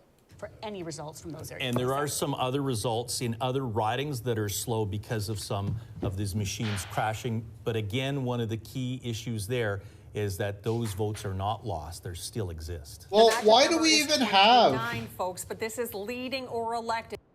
Why do we even have machines? It's like, why do we need fucking voting machines? I worked the poll once. When I was unemployed, I worked the federal election. The one that Harper lost. It took us like an hour to count the votes. Why do we need this fucking auto shit? So it's pretty hard for me to hear you right now, but as you can see, the energy is just electric, and I'm joined right now by Mike Gross. Yeah, I think it's over, guys. How are you feeling about what's happening? Oh, it's very exciting. I mean, the response of the public to the campaign that we ran, the positive messaging that we had around healthcare, affordability, the environment, just been spectacular. And you see the excitement here tonight and the response of the public overall. Absolutely, and we're hearing. So I might be in Copesville right now. I probably am. We'll see how bad it is. Maybe it's just going to be mostly focusing on like some of these like economic service things. And there's going to be pause, but the pause isn't going to be as bad as it could have been. I don't know. It's pretty bad. We'll see.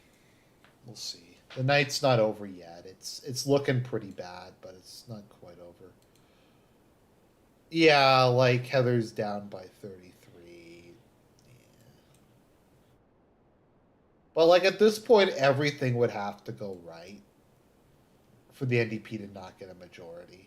But yeah, like once again though, it is only like a couple votes in some of these divisions. It's not good. On the opposite end, Tyndall Park, I don't know if the NDP challenger was as strong here, Richard, but Cindy Lamoureux, of course, is up by 323 votes for the Liberals. Very strong brand, and Cindy Lamoureux is the future of the... I mean, if the PCs had switched to, oh yeah, the NDP in Alberta were really bad.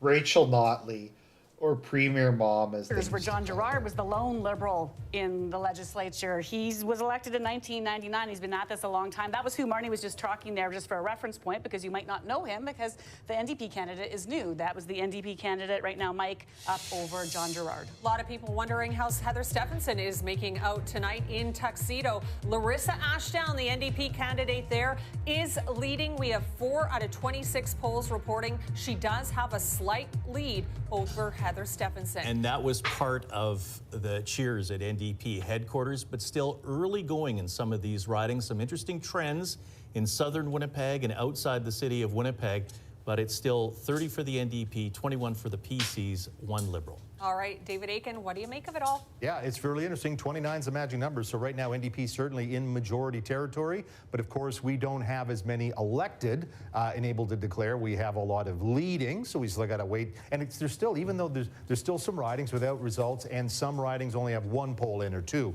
I've got the north. I love Manitoba's north. It's a beautiful place to visit. I've been up to Churchill, love it up there. It's fantastic. Right now, those 2 ridings, they've been NDP. Churchill is where all the polar bears are. A lot of people go there on vacation to see the polar bears. I'll say this, though. I mean,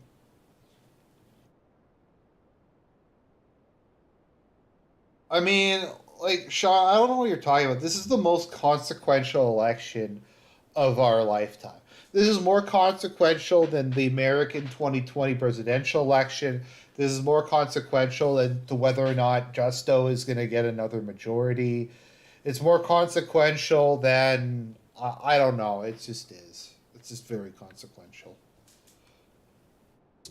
He was the ag minister, I think, for Premier Selinger and or Premier Dewar. He's running in Dauphin, and he has a 73-vote lead over the PC incumbent Gord Wood. It's just a 2-person race in Dauphin. We have 14 polls there. Good for Dauphin. They're counting their votes. They got 14 polls resulting. Well done, Dauphin. Right now, that's a New Democrat lead. And then the other one down in the southwest, Brandon East, we've been talking about this. Glenn Simard has now built up a 207-vote lead. Glenn Simard is the New Democrat in Brandon East over the incumbent Progressive Conservative Len Easlifson. 5 polls reporting in Brandon East. Brandon West is going to have a new MLA for sure because of a retiring PC candidate. Wayne Balkin is the former police chief. He's the PC candidate. He has a 61-vote lead over Quentin Robinson, United Church minister, in second place for the NDP. 4 polls in Brandon West. So, you know, I know the game's in Winnipeg, but in the beautiful north, we got some changes in the PAW, changes in PAW in Dauphin, pardon me, and a change in Brandon East. All very interesting as the NDP now leading with 30, the PCs at 21, and the Liberals with just a single. Richard Kluche.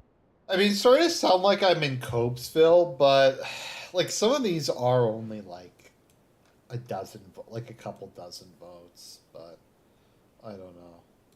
Yeah, like Tuxedo. Let's see, Fort Rouge, Wolseley, Notre Dame.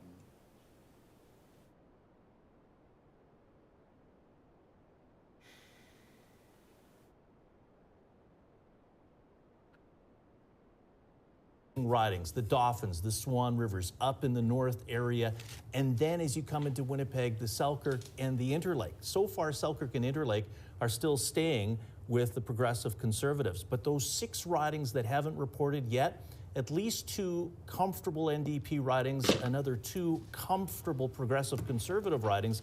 The other 2 could be switchers. So while we have the NDP, Lisa, leading and elected in 31, the PCs in 20, the Liberals in 1, we're getting there. The NDP would say we're getting there, but we're not there yet as far as 1999 all over again. And the issues that mattered to many Winnipeggers are some of the issues that matter to the folks you're watching in Dauphin and Brandon and all the rest. You know, it's about the hospitals.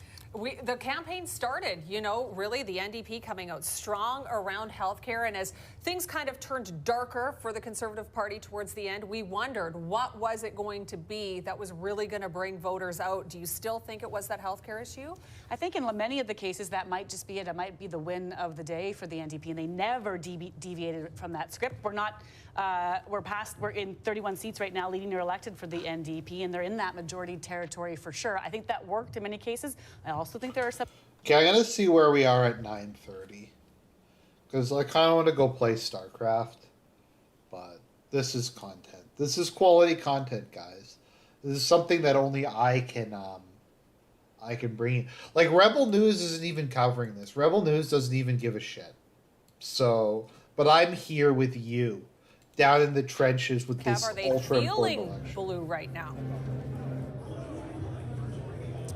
Well, there were a few cheers since we last left you. Incumbents Kelvin Gertz and Doyle Panuke all re-elected. So we did hear some cheers finally. So a little bit of optimism here. Of course, the PC still behind. We're joined now by Rajan Karan, the PC candidate in Fort Rouge. Thanks for joining us, Rajan. You are defeated by Wab Kinew tonight, but just overall reflect on the campaign and the results here tonight. What are some of your initial thoughts to the results and the campaign in general?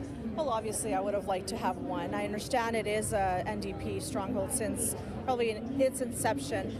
But one of the reasons why I ran and chose to run is because I am a police officer in that area.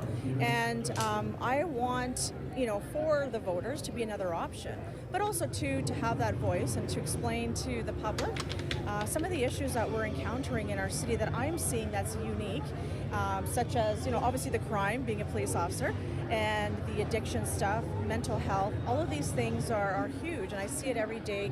I live it every day. So something that I definitely...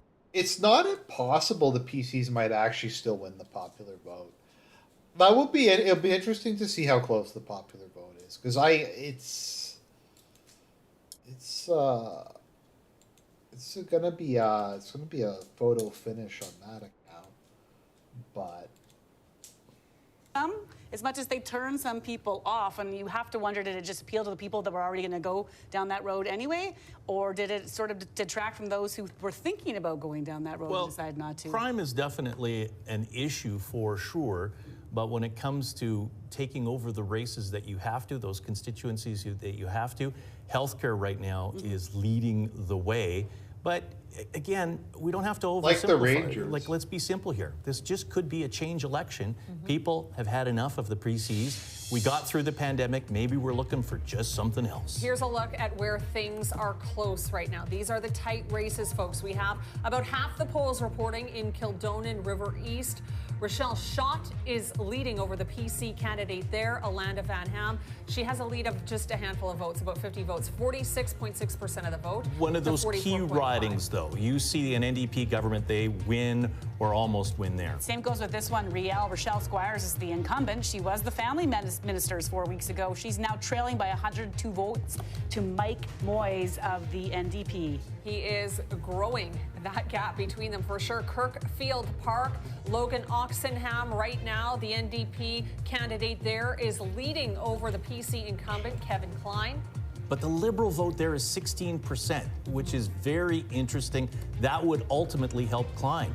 In Waverley, the NDP ahead. David Pankratz has a lead of 138 votes, with 4 of 12 polls reporting over John Reyes of the Progressive Conservatives. There, the Liberals have just about 12% of the popular vote. Heading into tonight, was Waverley something that, oh, sorry, I'll rephrase. Heading into 4 weeks ago, was Waverley on the list of possible concerns or sort of on the periphery? And it sort of, as this campaign went on, people leaned in and thought, uh-oh. On the periphery, and then about 2 weeks ago when things started to change, people, to me, were starting to say, watch Waverley. If the NDP win a supermajority tonight, Waverley, those types of ridings go. But right now, it's that southeastern part of Winnipeg. Those are all tight races right now, ahead for the NDP. But we're here for a little while longer before you can actually declare. You bet. All right, Marty Blunt is at NDP headquarters tonight. She's with 680 CJOB's Greg Mackling. I know he's probably out wrangling some interviews for you, Marty. Quite the guest list there tonight as folks continue to pour in. Yeah, Lisa, there is quite the guest list. We've seen lots of different people coming in showing their support. We've seen different unions. We've seen the MKO Grand Chief. We've also seen I thought she was going to say MK Ultra. Of Morgan Harris, who's one of the women believed to be in the landfill north of the city. The PC government said they would not search that landfill. NDP and Liberals have said they will. But joining me to talk more about some of the energy in the room right now is Lisa Naylor, who's the candidate for Wellesley. Thanks so much for joining us. How are you feeling about what's coming in tonight? I'm feeling very excited and very grateful. It's been an incredible campaign with some of the best people I've ever known, and I'm really proud to serve with this caucus and to see our caucus grow, potentially to form government under Wab. Totally. There's nothing to feel but good right now. Nothing to now, feel. We did hear during the campaign, we did hear NDP leader Canoe appeal to Liberal voters, hoping to get more of that Liberal vote to beat out Heather Stephenson, the PCs. How much of an effect do you think that had tonight? I couldn't hear the question, sorry. Can you just say that again? How much of an effect do you think that had tonight? You know, I was helping out in St. Boniface, so I talked to a lot of past Liberal voters at the door. But they were also feeling, maybe it was that appeal, maybe it was the possibility of, they just wanted to see a change of government. The Liberals weren't going to deliver that to the Liberal voters. And I think they saw that we're trying to build something that's for everyone, to bring all of Manitoba together, and they wanted to be a part of that. Well, Lisa, thank you so much for your time and best of luck to you. Thank you. And we'll send that back to you in studio, Lisa. All right, Marty, thank you. David Aiken, now we're going to send it over to you for a bit of a nail biter. I'm so excited that Assiniboia has its first result of the night. Over here, Assiniboia, but look at that color. It's our color for a tie, folks, because in Assiniboia, it's 1-1. 1-1. It's like a tie. Jets Oilers 1-1. I don't know what here. Scott Johnson is the incumbent in Assiniboia, Progressive Conservative. He's got 1 vote, so that's his vote. He voted for himself. And let's assume Nellie Kennedy, the New Democrat, also voted for herself. She's tied. There are no votes for the Liberals, and those are the only 3 candidates. Just want to flag that because one poll reporting, it's kind of an hour and 20 minutes. Finally, Assiniboia, and that is a riding that is in play tonight. Scott Johnson is going to have a hard time holding on. Now, let's look at some other ridings that now now have results finally. Concordia. I don't think there's any doubt here that Matt... Okay, well, I'm going to call it NDP majority. It's over. It's over, guys. Manitoba is now NDP. Hopefully I'll get some Gibbs. That's all I can say. Hopefully I'll get me some Gibbs. I'll find some way to milk some money out of the provincial government. And I guess at the end of the day, that's all. That's what life is about. Milking money out of the government. Yeah. So I think I'm gonna end it here for the evening. God bless